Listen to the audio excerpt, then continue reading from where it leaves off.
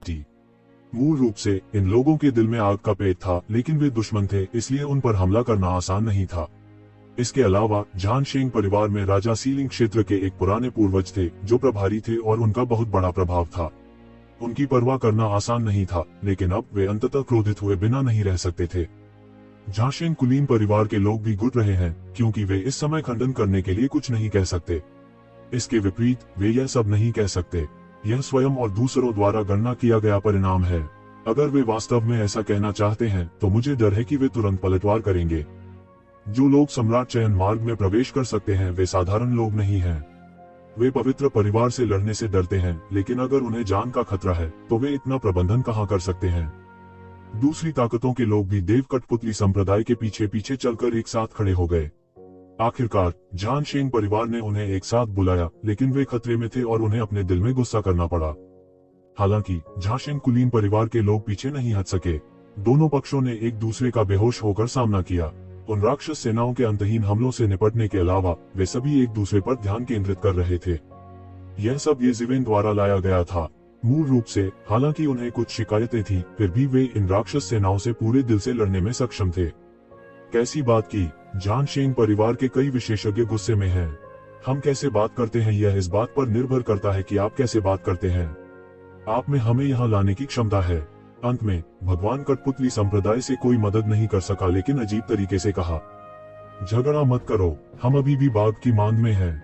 क्या सब भूल गए? दूसरे लोग खड़े होने और शांतिदूत बनने की कोशिश करते हैं, चीजों को गोल करने की कोशिश करते हैं।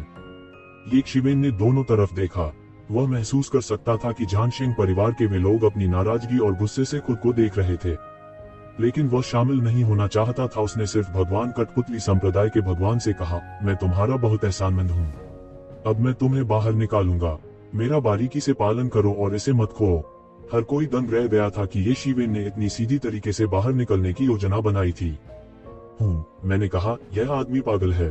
अब हम उन राक्षसों के बीच में हैं। क्या उसे लगता है कि हम उन्हें इस तरह मार सकते हैं? अगर हम कर सकते तो क्या हम उन्हें बहुत पहले ही नहीं मार देते? झानशेंग परिवार के मालिक ने व्यंग्यात्मक ढंग से कहा, दरअसल अंदर और बाहर मारो, यह बिल्कुल भी अवधारणा नहीं है और आमतौर पर ज्यामितीय गुणकों द्वारा कठिनाई में सुधार किया जाता है। ज़ान यान की नजरें भी येज़िवेन पर टिकी हैं। वह नहीं जानता कि वह वास्तव में आश्वस्त है या सिर्फ शेखी बघा रहा है, लेकिन यह सच है या झूठ, उनकी उपस्थिति ने उनकी तैनाती में खलल डाला है।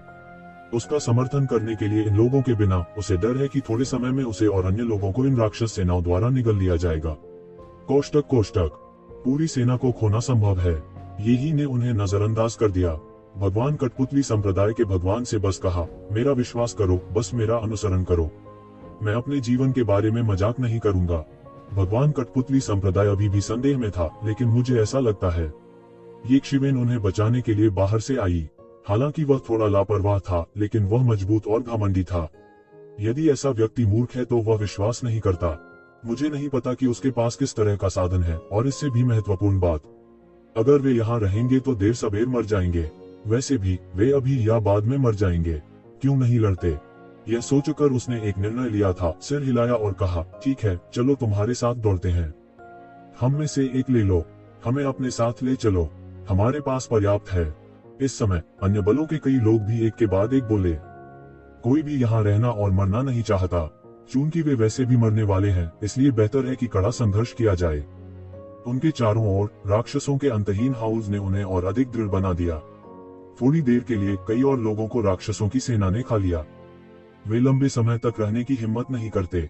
यदि आप मेरे साथ जाना चाहते हैं तो जाओ। येज़िवेन ने सिर हिलाया। उसे वैसे भी लोगों को बाहर निकालना था। यह थोड़ा अधिक मायने नहीं रखता। नहीं, तुम नहीं जा सकते। ज़ान यान शर्मा गया और फिर उसे अपनी गलती का पता चला। निश्चित रूप से हर कोई उसे घूर रहा था। उनकी आंखें संदेह से भरी थीं। ये लोग देवता और बूढ़े और परिष्कृत लोग थे। उन्होंने इसके बारे में पहले नहीं सोचा था। झानशेंग परिवार में कई अजीबोगरीब जगहें थीं। विशेष रूप से किसी कारणवश इन राक्षस सेनाओं में शामिल होना अजीब है। आखिरकार जब तक वे मूर्ख नहीं हैं, तब तक कई राक्षस सेनाएं उन्हें नहीं मार सकती। उनकी ताकत से बचना बहुत आसान है, भले ही वे विरोधी न हों। ज़ान यान, तुम्हारा क्या मतलब है? क्या तुम हमें रोकना नहीं चाहते? भगवान कठपुतली संप्रदाय के भगवान ने तुरंत अपना चेहरा बदल लिया और कहा, उनकी राय में झानशेंग कुलीन परिवार बस लोगों को बहुत अधिक धोखा दे रहा है। मेरा मतलब यह नहीं है, बस इतना है कि इस आदमी का मूल और उद्देश्य अज्ञात है। क्या आप विश्वास कर सकते हैं कि वह आपको भागने में मदद कर सकता है? झन यान ने एक पल में सेल्फ जस्टिफिकेशन के बारे में सोचा। भले ही हम मर जाएं, यहाँ रहना बेहतर है। अगर हम यहाँ रहेंगे तो हम मर जाएंगे।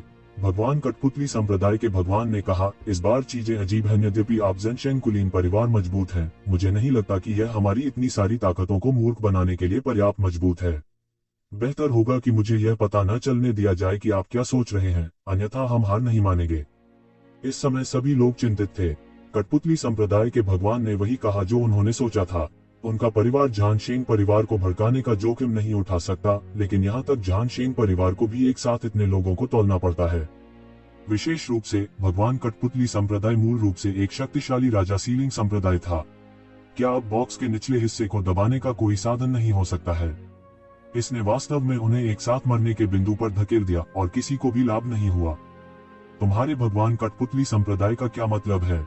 जब हम तुम्हें इकट्ठा करते हैं तो हम भी एक देखभाल करना चाहते हैं। कोई नहीं चाहता कि ऐसा हो। ज़ान यान ने अचानक अपना चेहरा नीचे खींच लिया और कहा। उनका दिमाग सक्रिय था, अब वे जाने का मन बना चुके थे। वे इसे रोक नहीं सके। जब तक उन्होंने पहले आग लगाने की योजना नहीं बनाई, वे केवल उन्हें जाने दे सकते थे। हालांकि अगर यह असामान्यता या बर्फ की बात आती है, तो वह अभी भी इतनी ऊर्जा बर्बाद करता है कि वह कितनी ताकत की गणना करे। केवल उन राक्षसों को सस्ता करें, उनकी अपनी योजना खराब करें, केवल समय में देरी करने की कोशिश कर सकते हैं। उसने ये शिवेन को देखा।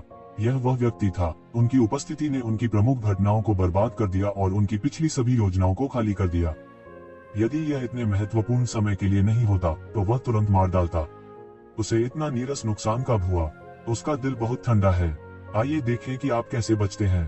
तुम्हें उससे क्या कहना है? चलो चलते हैं, देर मत करो। ऐसा प्रतीत होता है कि येज़िवेन ने समय को विलंबित करने के अपने विचार को समझ लिया और सीधे अपने विचार को काट दिया। हालांकि एक शिवेन नहीं जानता कि ज़ान यान क्या करना चाहता है। वह स्पष्ट रूप से समय में देरी के अपने विचार को महसूस कर सकता है। स्वाभाविक रूप से वह ज़ान यान के विचार को सफल नहीं होने दे सकता। ठीक है, हाँ चलो चलते हैं। उन्हें नजरअंदाज करो। इस समय सब एक हैं, जीना चाहते हैं, अभूतपूर्व एकता। बहुत खूब। येज़िवेन के हाथ में एक चौंकाने वाला खून का प्रकाश दिखाई दिया, जो हवा से कट गया था।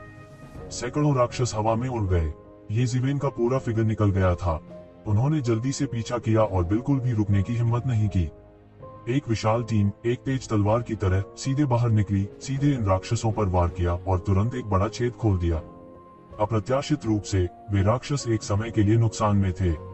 ऐसा लग रहा था कि उन्होंने कभी नहीं सोचा था कि वे लोग अचानक अपनी रणनीति बदल देंगे और भाग खड़े होंगे। लेकिन जल्द ही राक्षसों का एक बड़ा हिस्सा सीधे नीचे चला गया और येज़िवेन और अन्य लोगों की ओर भाग गया। Boom boom boom. येज़िवेन अपने हाथ में त्यानयुवान दर्पण को लगातार झाड़ते हुए उग्र रूप से भागे और इन लोगों की रक्षा के लिए एक खूनी रोशनी लटका दी और जल्द ही राक्षस समूह के एक छोटे से हिस्से में घुस गए। ये लोग तुरंत बहुत खुश हुए। बचने की उम्मीद देख उन्होंने भरसक प्रयास किया। बॉक्स के निचले हिस्से को दबाने के छिपे हुए साधन ने भी एक के बाद एक गोली मारी, जिससे वे तेजी से आगे बढ़े। झाशेन कुलीन परिवार के लोग यह देखकर दंग रह गए कि वे आगे और आगे जा रहे हैं। उन्हें उम्मीद नहीं थी कि येज़िवेन की पैठ इतनी मजबूत होगी। यदि एक व्यक्ति ने सामने रास्ता खोल दिया, तो एकता का कोई दुश्मन नहीं था, या वे एक रास्ता तोड़कर बाहर निकल गए और सभी तरह से बह गए। नहीं तो ईश्वर कठपुतली संप्रदाय के बल पर बचना असंभव है। मुझे डर है कि अगर वे आधी दूरी तक भाग नहीं सकते तो उन्हें पूरी तरह से रोक दिया जाएगा। हमें क्या करना चाहिए, वरिष्ठ भाई ज़ान यान? अगर हम ऐसे ही जारी रखेंगे तो वे बच जाएंगे। हम पकड़ नहीं सकते। झनशेंग परिवार के ये लोग शिकायत किए बिना नहीं रह सके और झन यान को देखा। यह सब ज़ान यान की योजना से आया था और ज़ान यान उनके आध्यात्मिक नेता भी थे। अगर वे जाना चाहते हैं तो वे नहीं जा सकते, झन यान ने ठंडेपन से कहा। जब उसकी हथेली पलटी तो उसके हाथ पर एक झंडा दिखाई दिया। ध्वज के ऊपर अनगिनत प्राचीन तावीजों को रेखांकित किया गया था। ध्वज के केंद्र में एक प्राचीन मोहर चरित्र दानव लिखा हुआ था। उन्होंने झंडे को अपने हाथ में लिया। एक पल में पृथ्वी और पहाड़ हिल गए और अनगिनत शक्तियां हवा में उठी। अद्भुत दुष्ट आत्मा शून्य के माध्यम से बह गई और सीधे येज़िवेन के सिर में घुस गई, जो उसकी दृष्टि में गायब होने वाला था। इस भयानक शक्ति ने आकाश को तोड़कर उसे नीचे गिरा दिया। पल भर में दुनिया फीकी पड़ गई। करने के लिए जारी। एक पल में इस शानदार ताकत ने शून्य को खोल दिया और येज़िवेन को जोर से मारा। इस महत्वपूर्ण क्षण में येज़िवेन ने अचानक एक जोड़ी पंख उगाए और हजारों किलोमीटर तक चले गए, जिससे वह इस राजसी बल से बच गए। यह बल बह गया और अनगिनत राक्षस बुरी तरह से मर गए, जबकि भगवान कठपुतली संप्रदाय के कई विशेषज्ञ जो येज़िवेन का अनुसरण करते थे, लेकिन उनके पास चकमा देने का समय नहीं था, वे एक पल में खून की धुंध में बदल गए। सभी ने एयर कंडीशनिंग की सांस ली। इस चाल की शक्ति भयानक है, पर देव कठपुतली पंथ के भगवान के चेहरे पर नीलापन था। जान यान, तुम और मैं पवित्र परिवार से लड़ना कभी बंद नहीं करेंगे। उसने पहचान लिया है कि यह चाल जन यान का जादुई हथियार है। उन्होंने एक बार इसका इस्तेमाल एक दानव राजा से निपटने के लिए किया था, लेकिन अब यह वास्तव में उन पर इस्तेमाल किया जाता है। कठपुतली संप्रदाय के भगवान द्वारा याद दिलाए जाने के बाद सभी को एक के बाद एक याद आया और उनके चेहरे अचानक बदल गए। यह उन्हें यहाँ फंसाने के लिए है। कितना शातिर, धिक्कार है। हमें इन कुतिया के बेटों पर विश्वास नहीं करना चाहिए। जानवर, जब मैं बाहर जाऊंगा तो मैं उनके साथ आराम नहीं करूंगा। हमें उन्हें बताना चाहिए कि हमें भी गुस्सा है। इन लोगों ने एक के बाद एक गालियां दी। इस समय येज़िवेन अंत में समझ गए कि जान यान ने गोली मार दी थी। उसके पास वास्तव में बॉक्स के निचले हिस्से को दबाने का ऐसा साधन था। अभी अभी लगा झटका जोरदार था। अगर वह नहीं छिपा होता तो उसे मौके पर ही बुरी तरह चोट लग जाती। आप अपने पैर की उंगलियों से बता सकते हैं कि यहाँ जोर से मारना कैसा होगा। सभी को यह भी पता चल गया था कि वह लोगों के पास नहीं आया था, बल्कि सीधे येज़िवेन के पास आया था। यानी उन सभी को सफलता पाने के लिए येज़िवेन की जबरदस्त ताकत पर भरोसा करना था। यह वास्तव में शातिर है। येज़िवेन की आंखों में मारने के इरादे की एक झिलमिलाहट थी और उसकी आंखें अतुलनीय रूप से ठंडी थीं। इस युद्ध ने उन्हें मार डाला। क्या युद्ध संत परिवार कुछ भी नहीं है?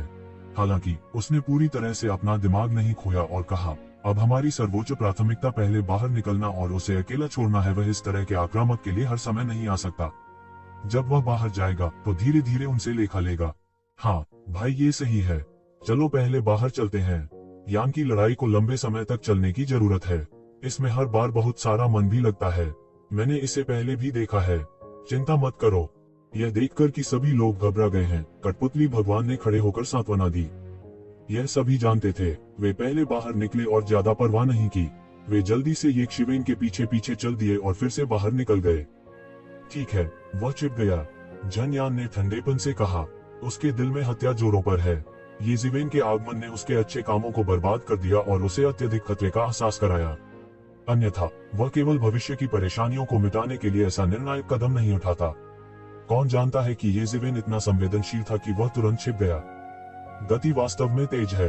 एल्डर मार्शल भाई, मुझे क्या करना चाहिए? वे भागने वाले हैं। जन शेंग परिवार के बाकी लोगों ने देखा कि जन यान एक बार में सफल नहीं हुआ।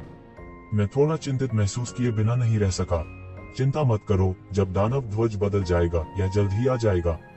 थोड़ी देर रुको, जान यान कहने से खुद को रोक नहीं सका और फिर उसने कहा, बाहर कई मार्शल चाचाओं और चाचाओं को गुप्त तरीकों से सूचित करने का एक तरीका खोजो। उन्हें अंदर आने दो और येज़िवेन को मारने का एक तरीका खोजने दो। यह आदमी वास्तव में बहुत खतरनाक है। बस इतना है कि हमारे पास उसके साथ एक मृत शत्रु है। उस स्थिति में हम उसे पूरी तरह से मार डालेंगे। आदेश देने के बाद उन्होंने किसी बात की परवाह नहीं की। उसने सिर्फ अपने मन को बहाल करने पर ध्यान केंद्रित किया, लेकिन उसकी नजरें राक्षस समूह के केंद्र पर टिकी थीं। ऐसा लग रहा था कि वह इन राक्षसों के आर पार देख सकता है और तैरता हुआ दानव ध्वज देख सकता है। येज़िवेन ने त्यानुवान दर्पण के साथ रास्ता खोला और पूरे रास्ते बह गई। अपनी ताकत से, इसमें कोई शक नहीं कि वह बह गया। हालांकि उनके पीछे चलने वालों में से कई उनमें मर गए। वे अपने सबसे अच्छे रूप में मरे। पूरे आसमान में राक्षस हैं। भले ही येज़िवेन का उनकी रक्षा करने का इरादा हो, लेकिन वह सब कुछ कवर नहीं कर सकता। अंत में वे स्वर्ग में भाग गए। उनके भाग जाने के बाद उनके चेहरों पर खुशी के भाव अभिव्यक्ति से परे थे। हालांकि उनमें से कई लोगों की मौत हो गई, लेकिन सबसे महत्वपूर्ण बात यह है कि वे बच गए। एक बार उन्हें लगा कि वे इसमें मर जाएंगे, लेकिन उन्होंने एक दिन बचने की उम्मीद नहीं की थी। धन्यवाद भाई, तू मुझे बचाने के लिए। कठपुतली संप्रदाय के भगवान ने प्रणाम किया और कहा कि उन्होंने हवा नहीं लगाई क्योंकि वह एक बड़े थे। इस दुनिया में जो वास्तव में सब कुछ निर्धारित करता है वह शक्ति है।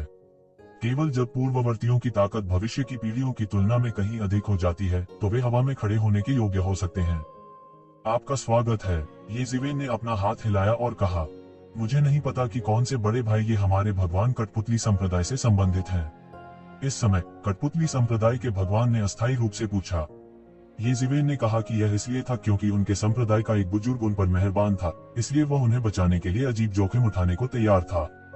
तो वह यह भी जानना चाहता है कि अब किस बुजुर्ग की दया खिल सकती है और फल ला सकती है।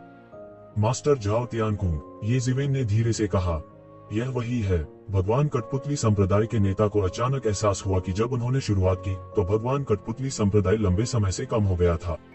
वह झाओ तियानकुंग के बारे में कई किंवदंतियों को सुनते हुए लगभग सभी तरह से बड़ा हुआ। ईश्वर कठपुतली संप्रदाय में एकमात्र बुराई का अस्तित्व वास्तव में ईश्वर कठपुतली संप्रदाय के लिए आसान नहीं है। ऐसे बहुत से लोग हो सकते हैं जिन्हें प्राचीन काल और आधुनिक काल में राक्षस कहा जा सकता है, लेकिन सभी संवेदनशील प्राणियों की तुलना में वे अभी भी दुर्लभ हैं। प्रत्येक संप्रदाय को समान रूप से वितरित करने के लिए केवल 1 या 2 लोग हो सकते हैं। यह एक किंग सीलिंग संप्रदाय होना चाहिए। आखिरकार वे ऐसे लोग हैं जिन्हें ताओ के दायरे में आने की उम्मीद है। बहुत से लोग कह रहे हैं कि अगर झाओ तियानकुंग गायब नहीं होता है तो उनके ईश्वर कठपुतली संप्रदाय का पतन नहीं हो सकता है। इसके विपरीत एक और राजा होगा और अधिक शानदार ढंग से विकसित होगा। झाओ तियानकुंग की मृत्यु के साथ सब कुछ शुरू हुआ। मुझे नहीं पता कि भाई ये मास्टर झाओ तियानकुंग से कैसे मिले। दिव्य कठपुतली संप्रदाय के भगवान ने जल्दी से कहा कि दिव्य कठपुतली संप्रदाय के अन्य विशेषज्ञ भी ये जिवेन को घूर रहे थे। जब से झाओ तियानकुंग गायब हुआ है उसकी तलाश की गति कभी नहीं रुकी। अरे, मास्टर झाओ तियानकुंग गिर गया है। ये शिवेन ने पूरी बात के बारे में बात की, लेकिन उसने इसे छुपाया। वह कठपुतली पाने के लिए स्वार्थी था। इसके अलावा अगर वह ऐसा कहता तो भगवान कठपुतली संप्रदाय के लोग आते और मानते। उसने दिया या नहीं, अच्छी चीजें और भी खराब हो जाएंगी। ये जिवेन ने झाओ तियानकुंग की हड्डियां निकाली और फिर झाओ तियानकुंग की अंतिम इच्छा बताई। उसने वहां व्यक्तिगत रूप से जाने की योजना बनाई थी, लेकिन चूंकि वह भगवान कठपुतली संप्रदाय के भगवान से मिला था, इसलिए उसे ऐसा करने के लिए सौंपा गया था। अरे, भगवान कठपुतली संप्रदाय के नेता आह भरे बिना नहीं रह सके। उसने सोचा कि झाओ तियानकुंग को खोजना संभव है। वैसे भी यह भगवान कठपुतली संप्रदाय की स्थापना के बाद से सबसे अधिक प्रतिभाशाली सुपर जीनियस था।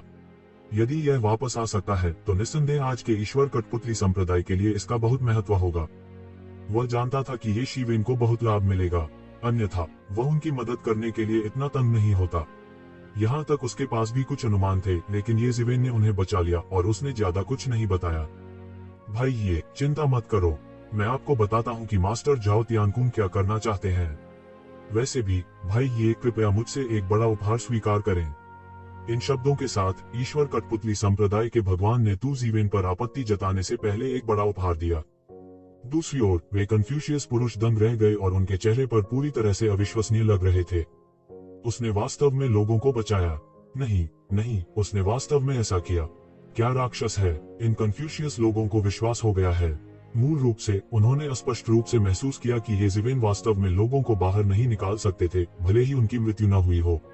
1 या 2 को बचाने में सक्षम होना अच्छा है। उसने वास्तव में इतने सारे लोगों को बचाया। यह अब आम लोगों की अवधारणा नहीं है। इसने मौलिक रूप से उनके विश्व दृष्टिकोण को उलट दिया है। क्या सच में कोई इस हद तक कर सकता है? ठीक है, मैं पूरी तरह से आश्वस्त हूँ। मैं एक आदमी हूँ और वह एक राक्षस है। एक आदमी की तुलना एक राक्षस से कैसे की जा सकती है? यान अपने चेहरे पर एक कड़वी मुस्कान लिए बिना नहीं रह सका। यहाँ तक अगर वह हमेशा खुद को ऊंचा मानता था तो भी उसे आश्वस्त होना पड़ता था। बू शिंग को केवल आश्वस्त किया जा सकता है। यह वास्तव में कोई साधारण व्यक्ति नहीं है। लेकिन तुमने जान-शेंग परिवार के उन लोगों को क्यों नहीं देखा? इस समय यानबुई ने अचानक पाया कि जिन लोगों ने ये जिवेन का पीछा किया उनमें जान-शेंग परिवार से कोई नहीं था। यह सामान्य नहीं है। भले ही नुकसान भारी हो, हम वास्तव में पूरी सेना को नहीं खो सकते। लेकिन उसके पास एक शिवेन से पूछने का समय नहीं था, लेकिन उसने देखा कि एक शिवेन घूम रहा है और राक्षस समूह में भाग रहा है। ऐसा लगता है कि वह फिर से इसमें अकेले घुसने की योजना बना रहा है। जब किसी ने उससे पूछा कि वह क्या कर रहा है तो उसने केवल यही उत्तर दिया, बदला लेने जाओ। हाँ, ये जिवेन जान यान की परेशानी का पता लगाने के लिए अभी अभी वापस गई है। वह इतना छायादार था कि उसे मैदान नहीं मिला। यह तू जिवेन की शैली नहीं है। अगर मैं अभी समय रहते नहीं छिपा होता तो परिणाम अकल्पनीय होते। मैं देखूंगा कि तुम क्या कर रहे हो, ये जिवेन ने उपहास के साथ कहा। उन्होंने स्पष्ट रूप से महसूस किया कि जान यान ने लोगों को इसमें खींच लिया। मुझे डर है कि यह लापरवाही के कारण नहीं होगा, तो उसकी योजना अवश्य होनी चाहिए। और उसकी योजना क्या है? वैसे भी कोई फर्क नहीं पड़ता कि वह क्या गणना कर रहा है। संक्षेप में, वह सफल नहीं हो सकता। वह पूरे रास्ते दौड़ा, दूसरों के दबाव के बिना। वह अधिक निश्चिंत था क्योंकि उसे केवल स्वयं पर ध्यान देने की आवश्यकता थी। अचानक वह केवल यह महसूस कर सकता था कि एक भयानक दुष्ट आत्मा बह गई, जैसे कि इन राक्षसों के बीच गदई का एक दानव सम्राट जाग गया हो। भयानक माहौल ने उसे उल्टा खड़ा कर दिया, जो उस दायरे से बिल्कुल ऊपर था जिसे वह जानता था। शक्ति इतनी भयानक नहीं है, लेकिन शक्ति का स्तर हास्यास्पद रूप से ऊंचा है। अंतर्ज्ञान ने उसे बताया कि जान यान इसी का इंतजार कर रही थी। उसे पता लगाना था। यह सोचकर उसके पीछे दानव का पंख अचानक फैल गया और सीधे दुष्ट आत्मा के स्रोत की ओर बह गया। करने के लिए जारी। बहुत खूब। ये जीवेन रक्तरंजित प्रकाश के घेरे में फट गया, एक पल में उन राक्षसों में घुस गया, पूरे रास्ते बह गया और एकता का कोई दुश्मन नहीं था।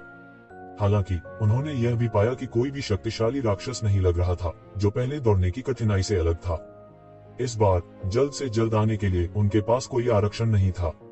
वह खून बहने वाली रोशनी और तलवार क्यूई को ब्रश करता रहा, जबकि लगातार दिव्य स्रोत को खपत के पूरक के लिए मन में परिवर्तित करता रहा। ऐसा लगता था कि शक्तिशाली राक्षस दूसरी तरफ केंद्रित थे। उसने तुरंत सोचा कि इसका युद्ध संत परिवार के लोगों से कुछ लेना देना होगा। जल्द ही उन्होंने युद्ध के विशेषज्ञ संत परिवार को देखा। इस समय वे राक्षस समूह के केंद्र पर हमला करने की पूरी कोशिश कर रहे थे, लेकिन इस समय पूरे देश में बिखरे हुए राक्षस राजा यहाँ एकत्र हुए और उन पर कटाक्ष कर रहे थे। झाशेन कुलीन परिवार के कई विशेषज्ञ हैं जिन्हें राक्षसों ने निगल लिया है। हर बार जब वे आगे बढ़ते हैं तो उन्हें बड़ी कीमत चुकानी पड़ती है। चाहे वे कोई भी शक्ति हो, देवताओं की निरंतर साधना की जाती है। एक ईश्वर की साधना में प्रायः बहुत समय लग जाता है। आमतौर पर वे व्यर्थ नहीं मरेंगे, लेकिन इस समय युद्ध के विशेषज्ञ संत परिवार पीछे नहीं हटेंगे। उनके पास वह फालतू ताकत नहीं है जो पहले घिरी हुई थी। इन लोगों के केंद्र में झन यान है। जान यानियन के पास शब्द हैं और ऐसा लगता है कि वह कुछ नियंत्रित कर रही है। जब ये जिवेन ने अपनी आंखों से देखा तो उसने देखा कि राक्षस समूह के केंद्र में और कई दानव राजाओं द्वारा संरक्षित केंद्र में अत्यधिक प्रकाश के साथ विस्फोट करने वाले प्रकाश का एक समूह था, जिसने हजारों मिली प्रकाश बिखेर दिए और उन राक्षसों पर चमक उठे।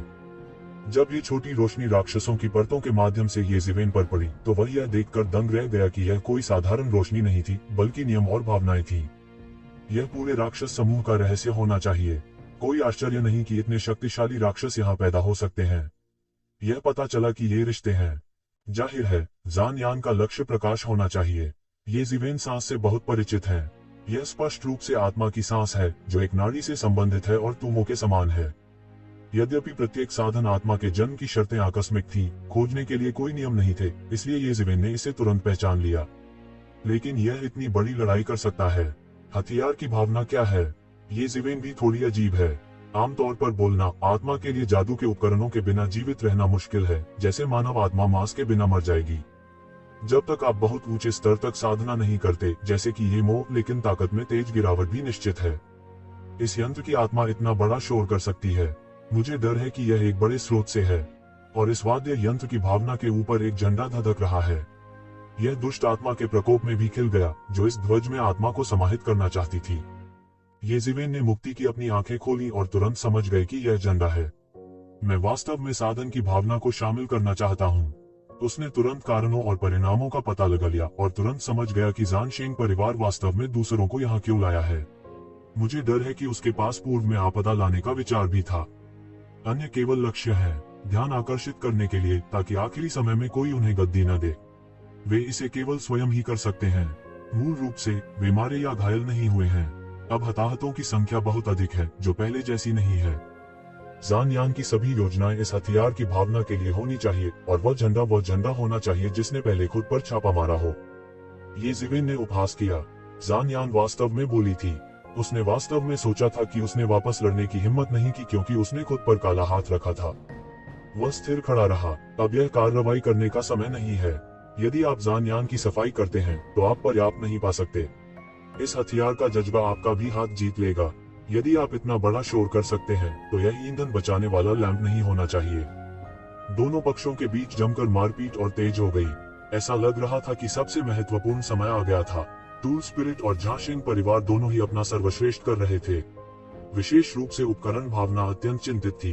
कई दानव राजा युद्ध समूह में शामिल होने लगे और झाशेंग परिवार के विशेषज्ञ समूह में शामिल हो गए। इन दानव राजाओं में ऋषि लोक की तुलना में शक्ति है। हालांकि वे देवता बनने का औपचारिक तरीका नहीं है, लेकिन वे नहीं जानते कि उन्हें कैसे खिलाना है। वे सभी बहुत ही असाधारण और भयानक हैं।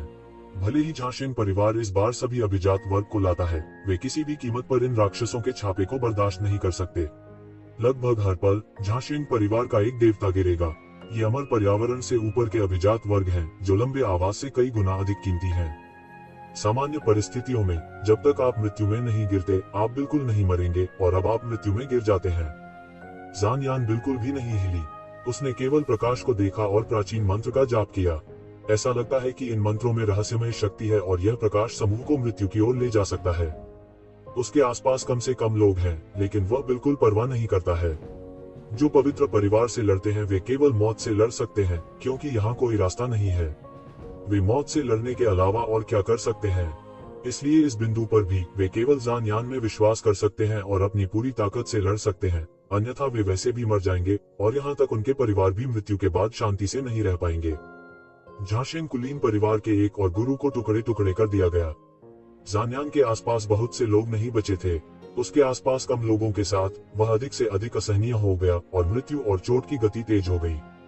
अंत में जब वह आखिरी बचा था, जहान यान जो निर्दयी था ने आखिरकार अपनी आंखें खोली और चिल्लाया, रुको। अचानक झंडा तेजी से हिल गया और कानून की लहरें मंडलियों में लहराने लगी। हालांकि प्रकाश बहुत अनिच्छुक था, वह लगातार ध्वज द्वारा अवशोषित होता था। थोड़ी देर के बाद यह अवशोषित हो गया। वह अपने मुंह के कोनों पर मुस्कुराया और अंत में सफल हुआ। जहां तक परिवार के विशेषज्ञों की बात है, वे मर गए। केवल इतना ही कहा जा सकता है कि लोग स्वर्ग जितने अच्छे नहीं होते। यदि आप सफल होना चाहते हैं तो आपको हमेशा पीछे हटना होगा। मूल रूप से उन्होंने अन्य लोगों की व्यवस्था की। अब जब वह सफल नहीं हुआ है तो आप केवल उन झांशेंग कुलीन परिवारों के जीवन को दोष दे सकते हैं। हालांकि वे सभी उनके विश्वास पात्र और अनुयायी थे, फिर भी उन्होंने इसकी बिल्कुल भी परवाह नहीं की। जब तक वह सफलतापूर्वक परिष्कृत कर पाता, वह कुछ 100 वर्षों में उन राक्षसों को चुनौती देने का साहस करेगा। उस समय अनुयायियों की संख्या नहीं होगी। इस संसार में बलवान को ही बोलने का अधिकार है और वह बलवानों की कतार में शामिल होने वाला है। वापस लौटे। शीतल पे के साथ झंडा सीधे उसकी ओर उड़ गया। हालांकि इस समय अचानक मैंने एक बड़े हाथ को आसमान से गिरते हुए देखा और एक ही बार में झंडे को पकड़ लिया। उसने तुरंत गुस्से से अपनी आंखें खोली। यह बाघ गधे के मुंह से खाना हड़पने जैसा था। एक बड़ी गर्जना के साथ उसका मन जल गया, मध्य हवा में एक युद्ध शब्द में संघनित हो गया और फिर उसके पीछे चल रहे आदमी की ओर लुढ़क गया। वाह! एक तलवार आसमान में फटी और एक पल में उसके युद्ध के शब्दों को तोड़ दिया। यह आतिशबाजी की तरह बन गया और शून्य में फट गया। ये जिवेन, इस तलवार क्यूई ने तुरंत उसे प्रतिक्रिया दी, क्योंकि उसने इस तलवार क्यूई को पहले देखा था, लेकिन यह वह नहीं था जो ये जिवेन था। वह अपने दांत पीस रहा था और पागल हो रहा था, यह देखते हुए कि वह सफल होने वाला था। वह सफल हो गया। यह सबसे ज्यादा परेशान करने वाली बात थी। इस दिन के लिए वह हजारों वर्षों से योजना बना रहा है। वह तब से योजना बना रहा है जब वह अनजाने में जानता था कि सम्राट चुनाव मार्ग में एक राक्षस झंडा था। उनके हाथ में झंडा कोई आसान बात नहीं थी। उन वर्षों में युद्ध में दानव ध्वज को तोड़ दिया गया था और यह टुकड़ा वास्तव में राक्षस ध्वज के टुकड़ों में से एक से परिष्कृत किया गया था। अन्यथा यह दानव ध्वज की शेष भावना को कैसे अवशोषित कर पाता? स्वाभाविक रूप से दानव ध्वज को तोड़ा गया था और राक्षस ध्वज की भावना को अच्छी तरह से संरक्षित नहीं किया जा सका। यह सिर्फ एक टूटी हुई आत्मा थी। यदि यह पूर्ण आत्मा होता, भले ही राक्षस ध्वज हाथ में नहीं होता, तो सामान्य राजा को कुचलने का दबाव नहीं होता। वह मुसीबत में जाने की हिम्मत नहीं करता। हालांकि यह केवल टुकड़े और आत्माएं हैं, फिर भी उसे विश्वास है कि यदि वह थोड़े समय में उन राक्षसों को पूरी तरह से परिष्कृत और चुनौती दे सकता है। लेकिन अब तू जीवेन ने अपनी दाढ़ी काट ली है, जिससे उसे इसे सहन करना पड़ता है। दूसरों को धोखा देना बहुत ज्यादा है। बेशक वो एक शिवेन के खिलाफ अपने पिछले ब्लैक हैंड के बारे में सब भूल गया था। उसने ध्यान से देखा और यह वास्तव में ये जिवेन की आकृति थी। मुझे लगता है कि तुम मौत की तलाश कर रहे हो। जान यान दहाड़ा। उनका जन्म झांशेंग परिवार में हुआ था। उनका इतना अपमान करने की हिम्मत किसी में नहीं थी। उन्होंने इसे सीधे ताली बजाई, जो उनके युद्ध पवित्र परिवार का अनूठा कौशल है। सूरज, चांद और तारों की ताली बजाने के लिए एक ताली ही काफी है और हथेली की ताकत अतुलनीय है। उसकी हथेली की शक्ति ने सीधे एक शिवेन को घेर लिया और उसे जिंदा गोली मार देना चाहती थी। यह हथेली की शक्ति अनगिनत मन के उतार चढ़ाव में बदल गई और सीधे एक शिवेन के सिर पर लगी। एक शिवेन ने इसे बिल्कुल नहीं देखा। उसने मुड़कर इशारा किया। पल भर में ऐसा लगा कि यह अंगुली पूरे आकाश को ढंक ले और कोई बच न सके। जान यान की हथेली इस उंगली के नीचे गिरी और पूरी चीज ढह गई। एक पल में ऐसा लगा जैसे स्वर्ग और पृथ्वी ढह गए हो और सब कुछ ढह गया हो। भयानक उंगलियों का बल अभी भी सीधे आकाश में जन यान की ओर इशारा कर रहा था। जान यान हैरान और गुस्से में थी। उसने अनिच्छा से ये जीवेन की उंगली के बल को खत्म करने से पहले कई हथेलियों को उड़ा दिया। लेकिन ये जीवेन का मतलब उसके साथ उलझना जारी रखना नहीं था, बल्कि परिष्कृत करना शुरू कर दिया। बिना किसी कीमत के अपने बलिदान अभ्यास के तहत वह जल्द ही समझ गया कि यह क्या है। यह पता चला कि यह प्राचीन काल में प्रसिद्ध दानव ध्वज था। करने के लिए जारी। जान यान पर सारा मन जल रहा है और सारी इकट्ठी शक्ति येजीवेन को जिंदा मारने के लिए युद्ध की भावना में संघनित है। इस समय येजीवेन अंत में मदद नहीं कर सकता था, लेकिन ठंडा पीता था। क्या आप वास्तव में सोचते हैं कि आप मेरे प्रतिद्वंद्वी हैं? बस आपको चिढ़ाते हैं। अब मैं आपको अपनी असली ताकत दिखाऊंगा। जैसा कि वह बोल रहा था, इंच दर इंच उस पर कुछ टूटता हुआ प्रतीत हो रहा था। ये जीवेन ने एक तेज और स्पष्ट गर्जना की, जो एक भयानक शक्ति में बदल गई और उसके शरीर के चारों ओर घूमती हुई एक विशाल तूफान बन गई, जैसे कि उसके शरीर में एक विशाल जानवर जाग गया हो। यह कैसे संभव है? आप अभी भी ऐसी शक्ति को कैसे छिपा सकते हैं? जनयान हैरान और दंग रह गया। ये जीवेन खुद बाद के चरण में उसके साथ ऋषि साम्राज्य के शुरुआती चरण की ताकत के साथ प्रतिस्पर्धा कर रहा था, और वह वास्तव में ऊपरी था हाथ। यह अनुचित और काफी बुरा है, लेकिन इससे भी भयानक बात यह है कि तू जीवेन ने अपनी ताकत छिपाई है और अपनी सारी ताकत जारी नहीं की है। ऐसा कैसे हो सकता है? इसने अचानक उनके 3 दृष्टिकोणों को उलट दिया। उनके ज्ञान में उनके पास इतनी ताकत नहीं हो सकती थी। उन्होंने इसका दमन कैसे किया? उसे यह बिल्कुल भी महसूस नहीं हुआ। तुम्हें पता है, अगर इसे जानबूझकर दबा दिया जाता है तो सामान्य लड़ाई ठीक है, लेकिन अभी भीषण लड़ाई में उसके लिए यह बिल्कुल भी अनजान होना असंभव है। क्या यह बनियान का अभ्यास कर रहा है? उसने अचानक इसके लिए एकमात्र संभावित कारण के बारे में सोचा, क्योंकि येजीवेन सील को तोड़ते नहीं दिख रहे थे, और जब सील तोड़ी गई थी तो कोई अनोखा उतार चढ़ाव नहीं था।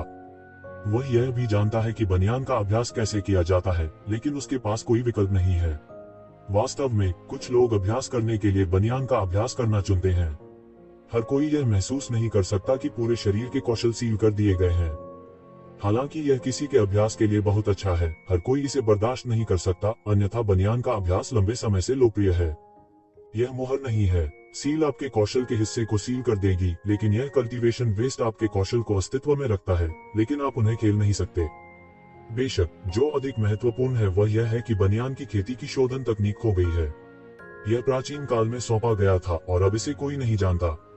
शायद सम्राट जानता था कि कैसे परिष्कृत करना है, लेकिन सम्राट की ताकत और खेती के साथ वह इस तरह की चीज को कैसे परिष्कृत कर सकता है, इसका कोई प्रभाव नहीं पड़ता।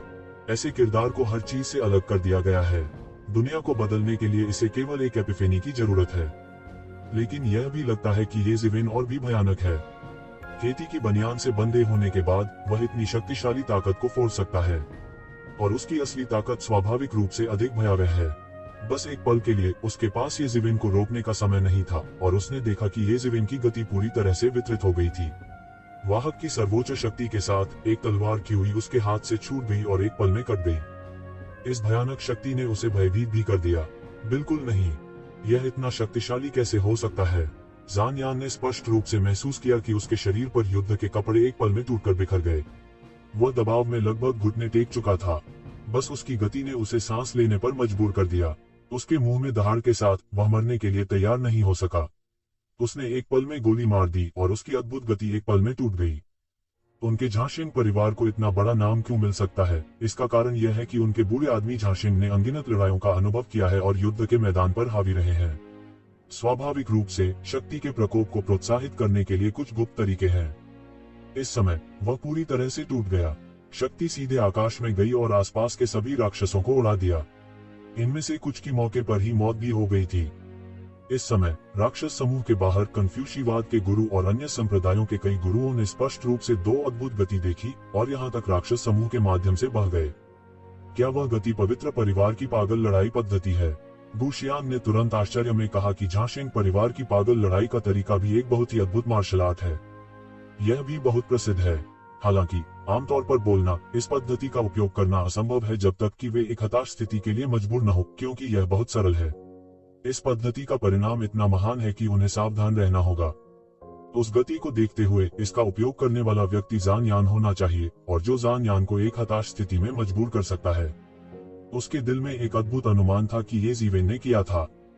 हालांकि वह नहीं जानता था कि यह मार्शल आर्ट क्या है। उसने सोचा कि वह गलत नहीं होगा। यही एक शिवेन की सांस थी।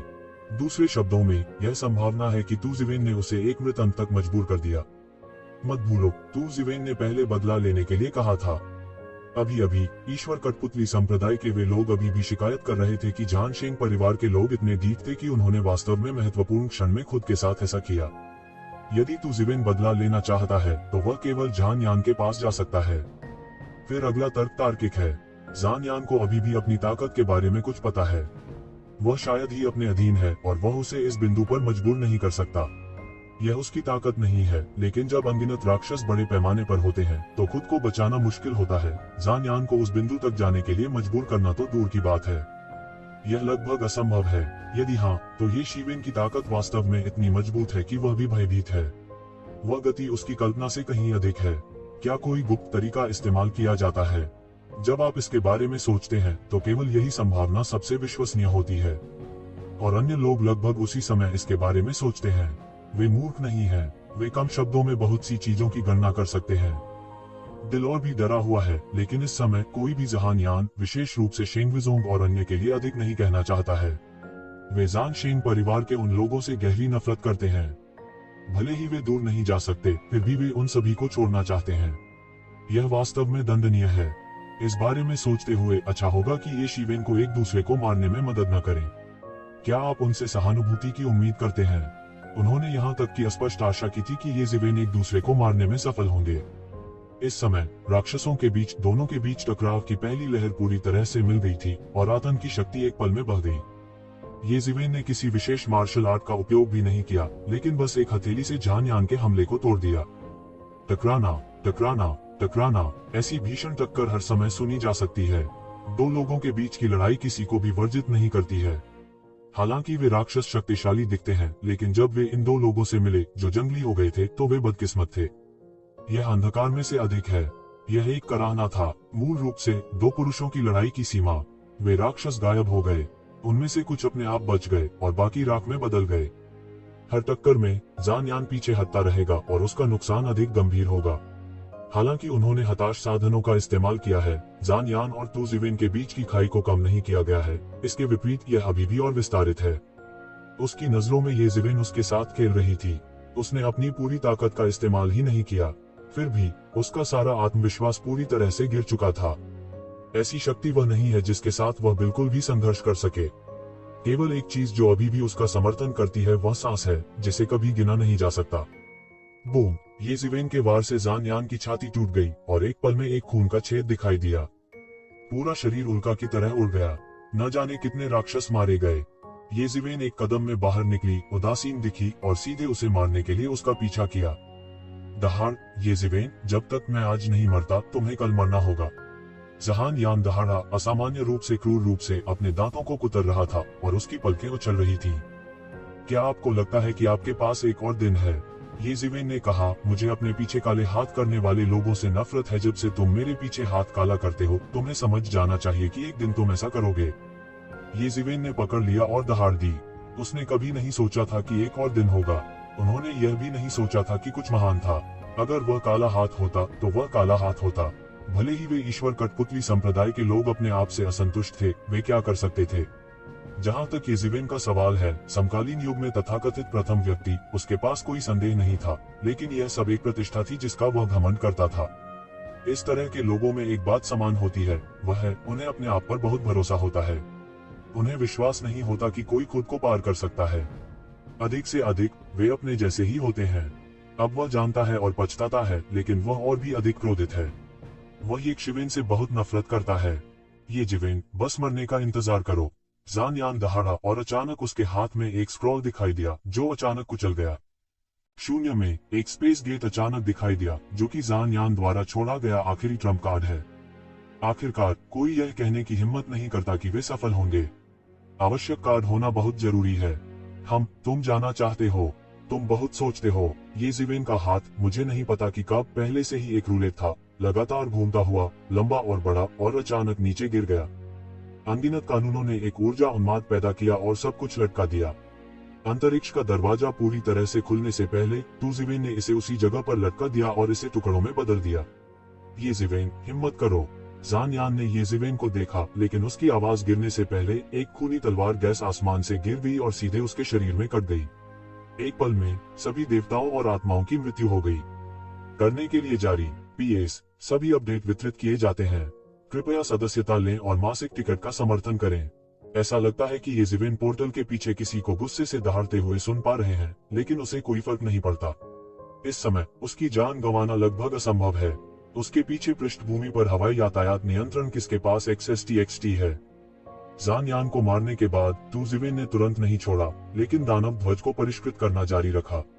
हालांकि समय कम है, राक्षसी ध्वज को परिष्कृत करना असंभव है, लेकिन जब इसे कुछ हद तक परिष्कृत किया जाता है तो कुछ कार्यों को चालू किया जा सकता है।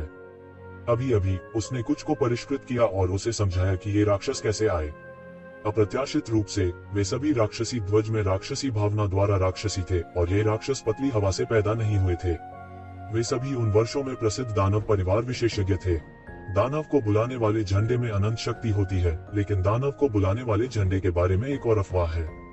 जब दानव परिवार के एक सर्वोच्च गुरु ने राक्षस को बुलाने वाले झंडे को परिष्कृत किया तो उन्होंने अंतहीन राक्षस परिवार को नियंत्रित करने के लिए कई राक्षस परिवार के स्वामी के युवान देवताओं की एक इच्छा को परिष्कृत किया। इस दानव को बुलाने वाले झंडे के नीचे उन दानव परिवार के स्वामी असफल होने की हिम्मत नहीं करते, बल्कि केवल उसके द्वारा संचालित किए जा सकते हैं, अन्यथा बुरी तरह मर जाएंगे। इसलिए दानव परिवार प्राचीन स्वर्ग को स्थापित करने और पक्ष पर हावी होने में सक्षम था। इस वजह से राक्षस परिवार की ऊपरी और निचली ताकतें इकट्ठी हुई, अजेय, संयुक्त और अजेय। बाद में कई जादुई उपकरणों को राक्षस बुलाने वाले झंडे की नकल करके परिष्कृत किया गया। उदाहरण के लिए ये जिवेन के हाथ में राक्षस बुलाने वाला झंडा इस तरह है, लेकिन यह उसी स्तर पर नहीं है जैसा राक्षस बुलाने वाला झंडा सम्राट स्तर पर एक विशेषज्ञ द्वारा परिष्कृत किया गया है। शक्ति भी बहुत अलग है। हालांकि जादू का झंडा क्षतिग्रस्त है, अंतिम विश्लेषण में भले ही यह क्षतिग्रस्त न हो, यह सिर्फ एक शीर्ष श्रेणी की कलाकृति है। जब तक तू जिवेन को पर्याप्त सामग्री दी जाती है, वह इसे मिनटों में परिष्कृत कर सकता है। लेकिन दानव ध्वज अलग है। हालांकि यह दानव ध्वज से अधिक क्षतिग्रस्त है, ये जिवेन इसे प्राप्त नहीं कर सकता है, चाहे वह परिष्कृत तकनीक हो या सर्वोच्च देवताओं की आवश्यकता हो। सौभाग्य से हालांकि यह खंडित है, नया दानव ध्वज बन गया है। हालांकि शक्ति बहुत कम हो गई है, यह वास्तव में एक जादुई हथियार है जिसका उपयोग किया जा सकता है। विशेष रूप से इन राक्षसों से बनी सेना एक महत्वपूर्ण समय में बहुत काम आ सकती है। जान यानमो हजारों सालों से योजना बना रहे हैं। उसे दानव ध्वज प्राप्त करने के लिए कड़ा संघर्ष करना पड़ता है। ये जिवेन की नजर में वह इसे ले सकता है। उसके बारे में वास्तव में बहुत सारी अच्छी बातें हैं। हाथ में दानव ध्वज के साथ आसपास के राक्षसों ने बिल्कुल भी पास आने की हिम्मत नहीं की, केवल दूरी में दहाड़ने की हिम्मत की। एक और दिन और रात बीत गई। ये जिवेन ने आखिरकार राक्षस ध्वज का प्रारंभिक शोधन पूरा कर लिया और अपनी क्षमता का पूरा उपयोग करने में सक्षम हो गया। उसने अचानक राक्षस ध्वज को अपने हाथ में ले लिया। एक पल में वे राक्षस अजीब चीख के साथ दौड़ पड़े और फिर राक्षस ध्वज द्वारा अवशोषित हो गए। मूल रूप से अंतहीन थे और मुझे नहीं पता कि कितने राक्षस सेनाएं थोड़े समय में अवशोषित हो गई थी। इस समय तू जिवेन ने आखिरकार दानव ध्वज को पारित कर दिया। इन दैत्यों की संख्या की जांच करने पर अकेले ऋषि लोक में 1000 से अधिक दैत्य होते हैं और ऋषि लोक के बाद के चरण में 100 से अधिक। ऋषि लोक के शिखर पर 10 शक्तिशाली राक्षस भी हैं, जो शीर्ष 10 राक्षस राजा हैं। बी फैंग और अन्य शक्तिशाली दानव परिवार जिन्हें ये जिवेन ने पहले देखा था उनमें से हैं। अन्य अमरता और देवता असंख्य हैं। ये जिवेन एयर कंडीशनिंग की सांस लेने से खुद को नहीं रोक सकी। प्राचीन टियाटिंग की ताकत अकल्पनीय थी, क्योंकि ये राक्षस बिना मूल के नहीं है, बल्कि प्राचीन काल में उन शक्तिशाली दानव देवताओं और दानव राजाओं के युवान देवता हैं, जिनकी तुलना उनकी अपनी ताकत से नहीं की जा सकती। ताकत की तुलना चरम अवधि से नहीं की जा सकती। चरम काल में प्राचीन टियाटिंग को हजारों मजबूत राजाओं के होने का डर था। मुझे डर है कि शीर्ष 10 दानव राजा के राज्य के शिखर हैं। कितनी भयानक ताकत है, तुम्हें पता है, छिपी हुई घाटी सिर्फ 7 शक्तिशाली राजा हैं। इस तरह इसे प्रथम श्रेणी का राजा सीलिंग संप्रदाय कहा जा सकता है। इस समय वह गहराई से समझ गया था कि सम्राट द्वारा विरासत में प्राप्त सामंतवाद संप्रदाय और सामान्य सामंतवाद संप्रदाय के बीच कितना बड़ा अंतर था। मुझे डर है कि सम्राट की साधारण विरासत की ताकतों की तुलना प्राचीन टियाटिंग से नहीं की जा सकती। आखिरकार वुज़ोंग जैसी शक्तिशाली ताकत भी स्वर्ग पर हावी हो रही है और कुछ दुनिया को नियंत्रित कर रही है। प्राचीन टियाटिंग ने एक बार दुनिया पर शासन किया था और सारा स्वर्ग और दुनिया एक बार उनकी शक्ति के तहत काम गई थी। प्राचीन काल से इसे दुनिया में राजा की शक्ति के रूप में माना जा सकता है। स्वर्गीय परिवार के अलावा ड्रैगन, फीनिक्स और किरिन के 3 परिवार एक हैं। बाकी प्राचीन स्वर्गीय दरबार है। उसके बाद अब ऐसा कोई महापुरुष नहीं है। यहाँ तक शाही परिवार जी का परिवार भी इस ताकत की तुलना नहीं कर सकता, क्योंकि कहा जाता है कि प्राचीन तियाटिंग के चरम पर कई सम्राट सत्ता में थे। हालांकि शाही परिवार जी के परिवार में कई सम्राट दिखाई दिए, वे सभी क्रमिक रूप से बाहर आए और ऐसा कभी नहीं हुआ जब कई सम्राट एक साथ सत्ता में थे। एक मानव सम्राट दुनिया को डराने के लिए पर्याप्त है, लेकिन अगर एक ही समय में शाही स्तर पर अन्य स्वामी है तो यह दुनिया पर शासन करने के लिए पर्याप्त नहीं है। हालांकि एक ही समय में कई सम्राटों द्वारा दानव कबीले का शासन किया जाता है, जो स्वर्ग और दुनिया पर शासन करने के लिए पर्याप्त है। यदि यह स्वर्ग वंश की वापसी के लिए नहीं है तो मुझे डर है कि अब तक कोई भी उनकी स्थिति को हिला नहीं सकता है। उनकी शक्ति लगभग कई राजासील संप्रदायों की एकता के बराबर है। इससे हम तियानजू की शक्ति की कल्पना कर सकते हैं। स्वर्ग के खिलाफ पहले युद्ध ने मूल अधिपति ड्रैगन, फीनिक्स और किरिन को अपंग कर दिया और अब तक ठीक होने में विफल रहा। स्वर्ग के खिलाफ दूसरे युद्ध ने प्राचीन तियाटिंग को नष्ट कर दिया और दानव कबीले के दानव राजा और मानव जाति के सम्राट इस लड़ाई में गिर गए। दो अधिपतियों को एक पंक्ति में उड़ा दिया गया था और तियानजू आसमान पर लटक रहा था। उस स्तर की चीजें अभी उसके लिए बहुत दूर हैं। हालांकि यह दानव ध्वज का सबसे बड़ा महत्व है। सभी राक्षसों को खिलाया जा सकता है, उन्हें धीरे धीरे अपने चरम पर खिलाना भी संभव है। हालांकि यह केवल सैद्धांतिक है, भले ही यह अभी ही हो, इसमें भी उसके लिए बहुत मदद है। इस कार्य के अलावा दानव ध्वज भी एक शक्तिशाली जादुई हथियार है। जब तक वह पूरी तरह से परिष्कृत है, वह एक धारदार हथियार जोड़ सकता है। भले ही वह एक दिन राजा बन जाए, राक्षस ध्वज उतना ही उपयोगी होगा। राक्षसों की बाधा के बिना येज़िवेन अचानक सबके सामने आ गए। जब उन्होंने इस दृश्य को देखा तो वे दंग रह गए। क्या हुआ? सभी राक्षस क्यों गायब हो गए और कोई नहीं बचा? और यह सब मारे जाने जैसा नहीं है। इसके अलावा इतने सारे राक्षसों को जनशक्ति द्वारा बिल्कुल भी नहीं मारा जा सकता है। यहाँ तक सभी की नजर में येज़िवेन एक राक्षस है जो 7 और 7 बाहर मार सकता है, लेकिन इन सभी राक्षसों को अंदर और बाहर मारने में सक्षम होना कोई वैचारिक बात नहीं है। इसमें कुछ अजीब होना चाहिए, लेकिन उन्हें नहीं पता कि क्या हुआ। खासकर झान शेंग परिवार के लोग कहाँ हैं? यदि वे सभी भाग जाते तो उन्हें इन लोगों को मारने पर विश्वास नहीं होता। येज़िवेन जैसे राक्षसों को छोड़कर जो 7 इन और 7 को मारकर भाग सकते हैं। इसके अलावा अभी की स्थिति को देखते हुए येज़िवेन निश्चित रूप से उन्हें जाने नहीं देंगे। हालांकि उन्होंने यह नहीं देखा कि तुज़िवेन ने यह कैसे किया, वे थोड़ा अनुमान लगा सकते थे। उन्हें डर था कि उन्हें येज़िवेन द्वारा जहर दिया गया था, लेकिन किसी ने भी युद्ध संघ परिवार के लोगों, विशेष रूप से शेंगविज़ोंग और अन्य लोगों के प्रति सहानुभूति नहीं दिखाई। ये लोग जल्दी मर गए और सबसे महत्वपूर्ण बात, उन्होंने इसे स्वयं नहीं किया, इसलिए उन्हें झान शेंग परिवार के आने की परेशानी के बारे में चिंता करने की जरूरत नहीं है। यह सच में अच्छा है। यहाँ तक गुशियांग और कन्फ्यूशिवाद के अन्य लोगों के पास कोई सहानुभूति नहीं है।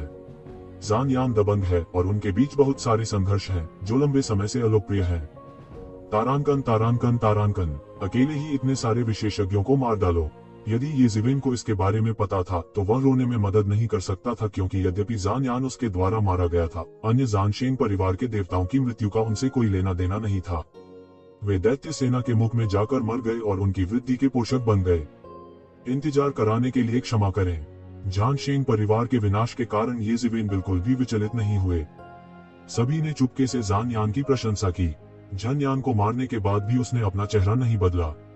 झानयान का मनोवैज्ञानिक गुण आमतौर पर मजबूत नहीं था। झानयान कोई साधारण व्यक्ति नहीं था।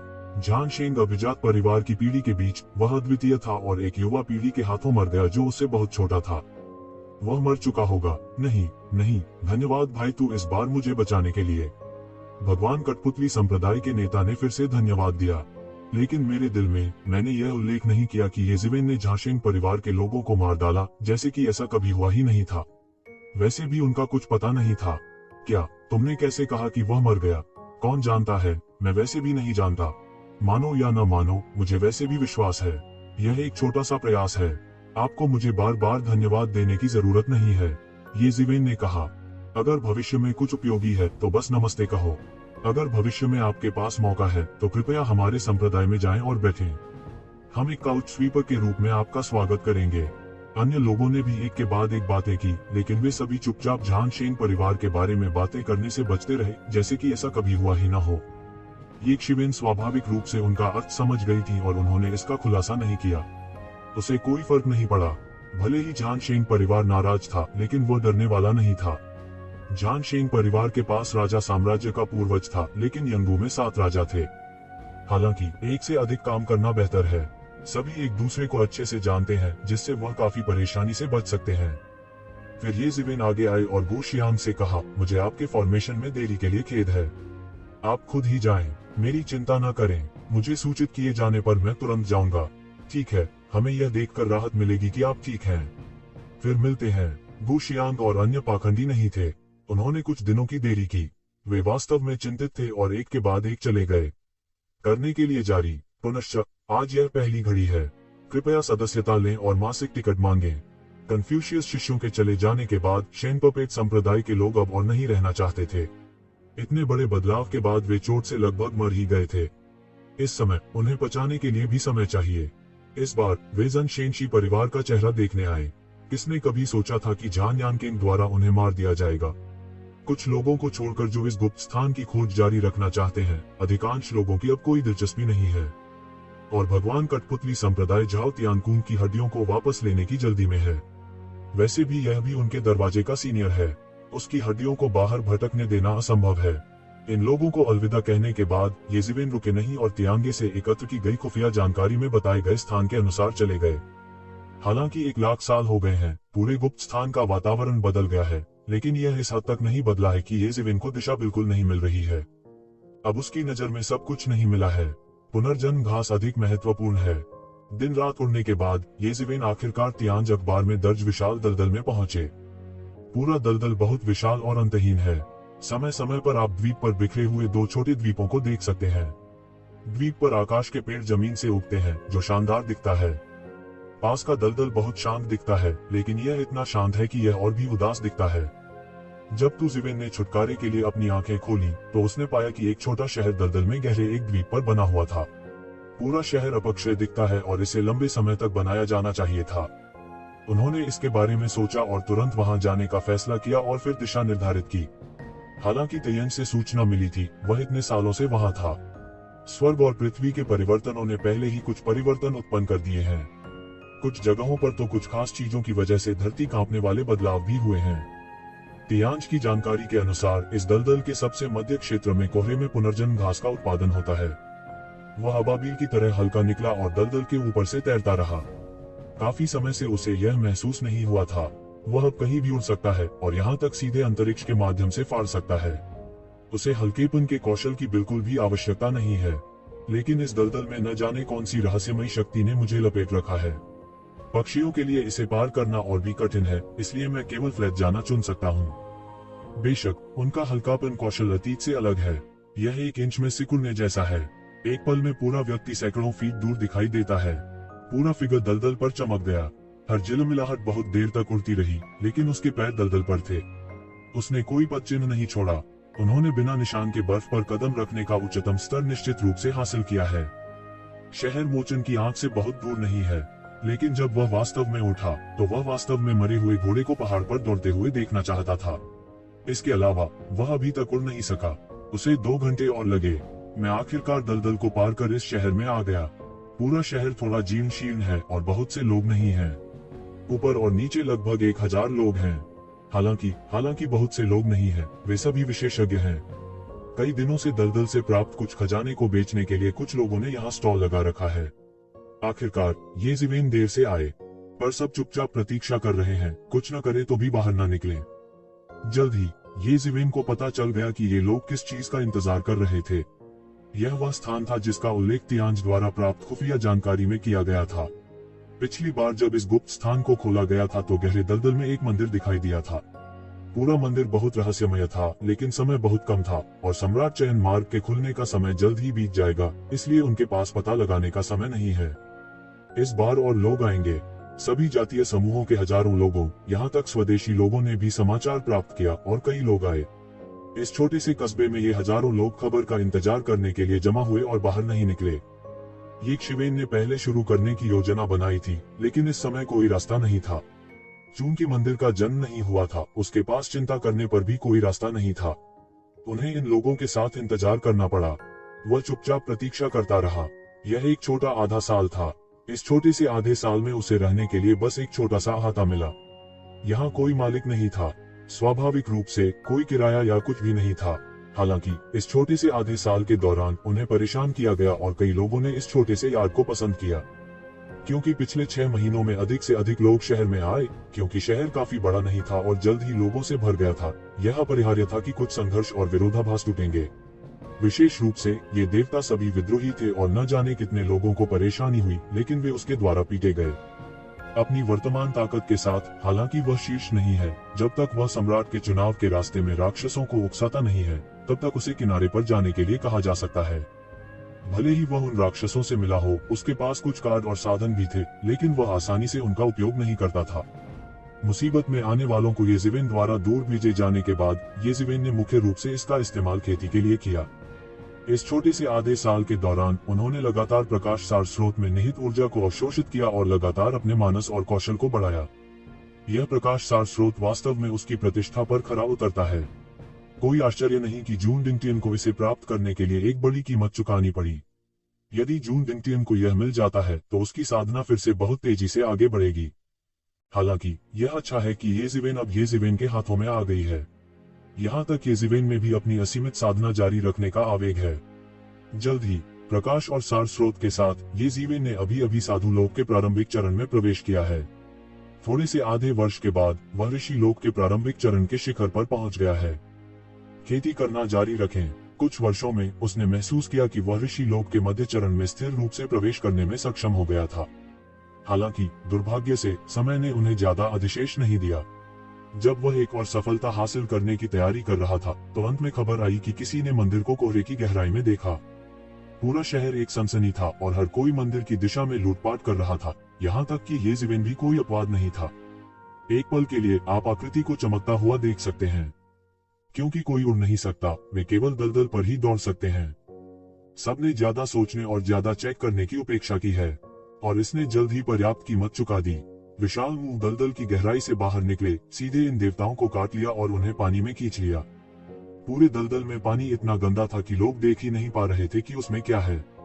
लेकिन येज़िवेन ने स्पष्ट रूप से देखा। जिस क्षण राक्षस ने पानी छोड़ा, उसने स्पष्ट रूप से देखा कि यह वास्तव में एक विशालकाय मगरमच्छ था, जिनमें से प्रत्येक अत्यंत शक्तिशाली था। उसने मुक्ति की अपनी आंखें खोली और नीचे देखा। हालांकि यह कानून के अलगाव के कारण सच नहीं था, फिर भी वह देख सकता था कि इसमें जीवन की एक घनी सांस छिपी हुई थी, कम से कम दसियों हजार।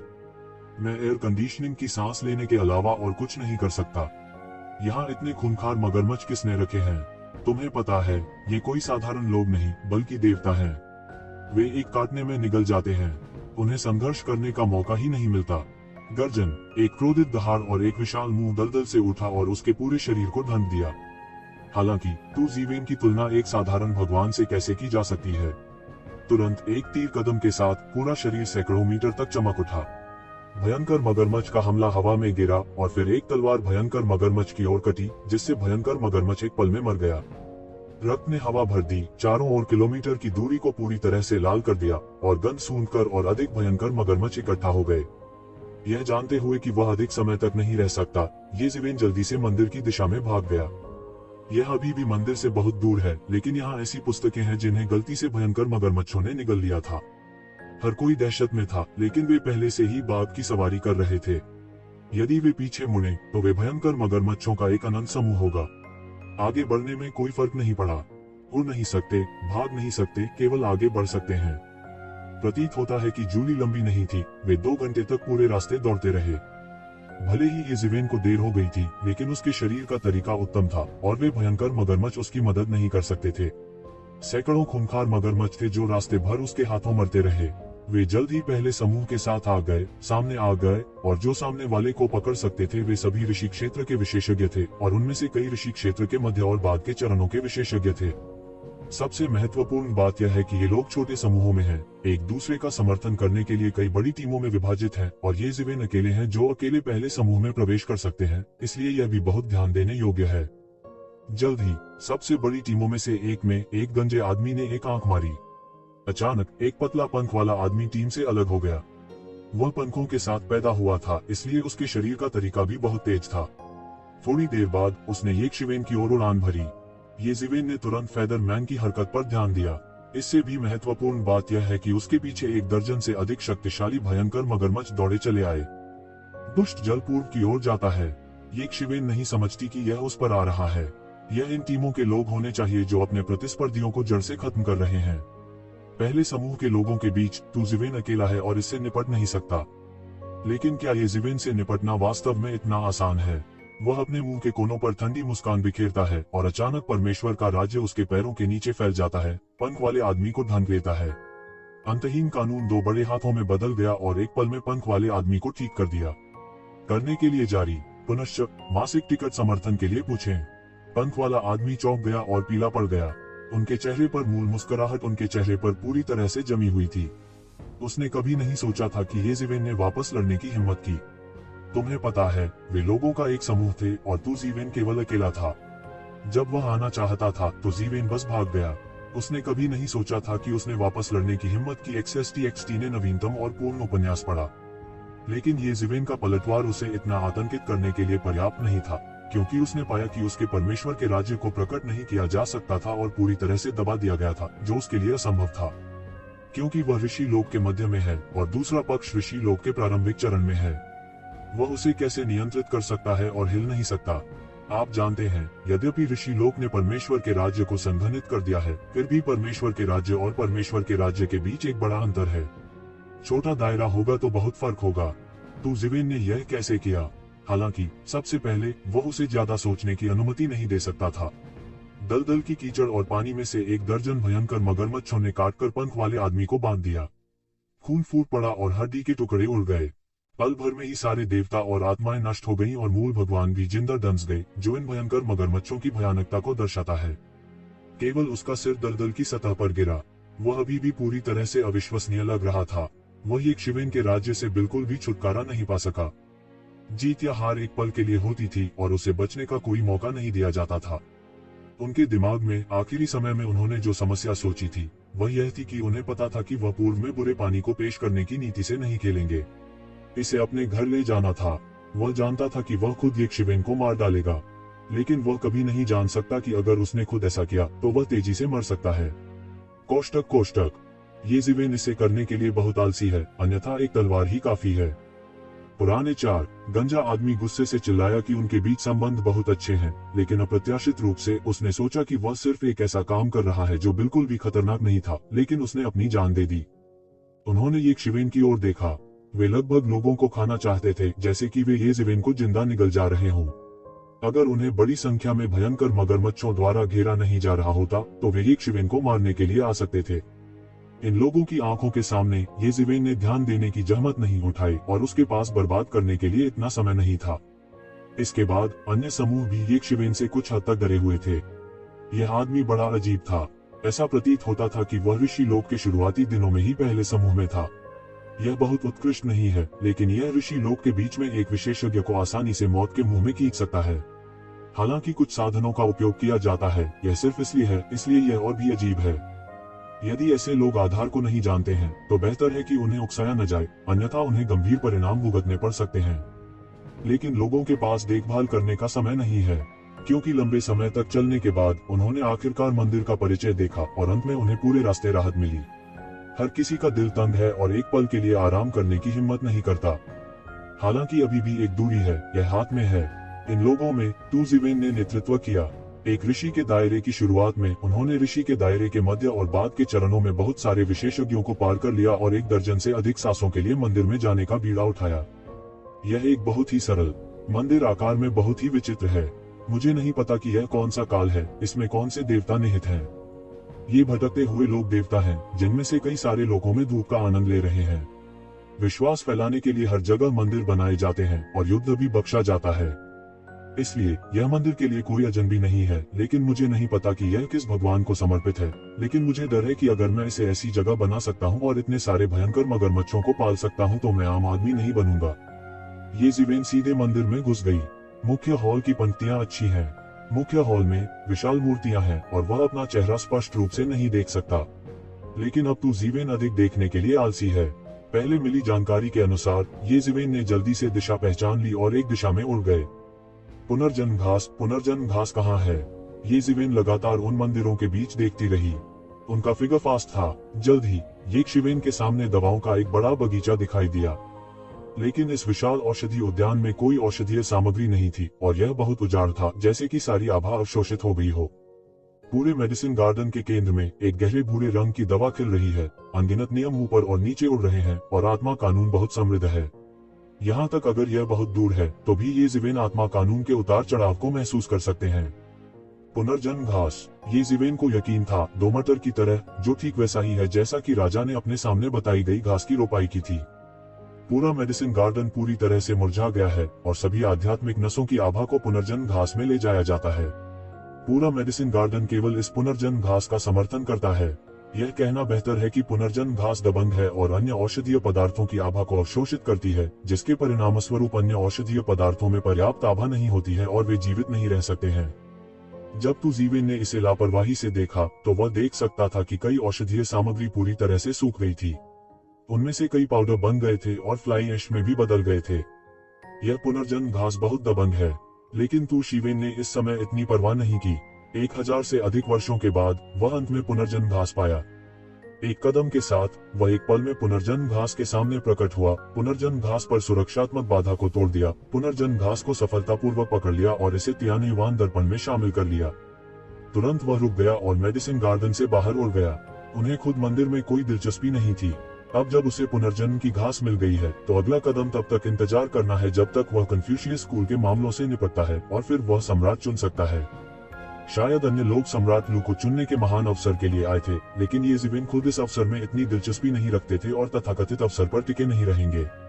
लड़का, मुझे अभी जो कुछ मिला है उसे दे दो ताकि मैं तुम्हारा पूरा शरीर रख सकूं। ये जीवेन अभी तक मेडिसिन गार्डन से बाहर नहीं निकले थे, लेकिन उन्होंने एक ठंडी हंसी सुनी। गंजा आदमी और उसकी पार्टी, जो पहले ये जीवेन के साथ परेशानी में थे, प्रवेश द्वार पर उनके चेहरे पर एक गंभीर मुस्कान के साथ दिखाई दिए। पार्टी के 1 दर्जन लोगों ने ये शिवेन को भागने का कोई मौका दिए बिना पूरी तरह से घेर लिया है। 1 दर्जन देवता उस पर पूरी तरह से बंद हैं। करने के लिए जारी, पूरे शरीर को छोड़ दें। हम ठीक समय पर दानव ध्वज को बढ़ने के लिए बहुत सारा खून निगलने की जरूरत है। इसे दरवाजे पर भेज दो, फिर मत जाओ। ये जीवेन ने उपहास किया। कोष्टक कोष्टक। वे लोग लगभग एक दूसरे पर गुस्सा हो गए जब उन्होंने सुना कि उनमें से बहुत से लोग फिर से भीड़ में आ गए हैं और उनकी ताकत एक शिवेन के ऊपर स्थिर थी। यह आदमी डरता नहीं था, बल्कि बेतहाशा बोलने की हिम्मत रखता था, जो वास्तव में घातक था। गंजा आदमी फालतू की बातें करने से भी गुरेज नहीं करता था। उसने उल्कापिंड की तरह सीधे ये जीवेन पर मुक्का मारा।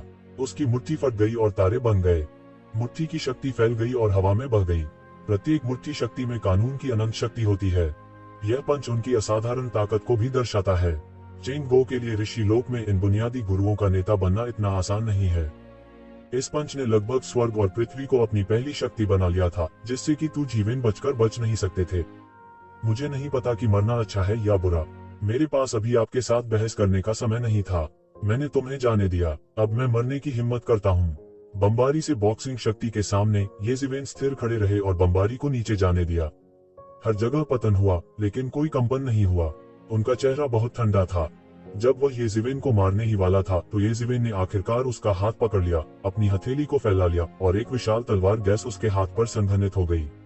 अनगिनत तलवार की गैसें एक लंबी नदी में संघनित हो गईं और एक पल में आकाश में उठी, जिससे एक विशाल नदी बन गई और आकाश को काट दिया।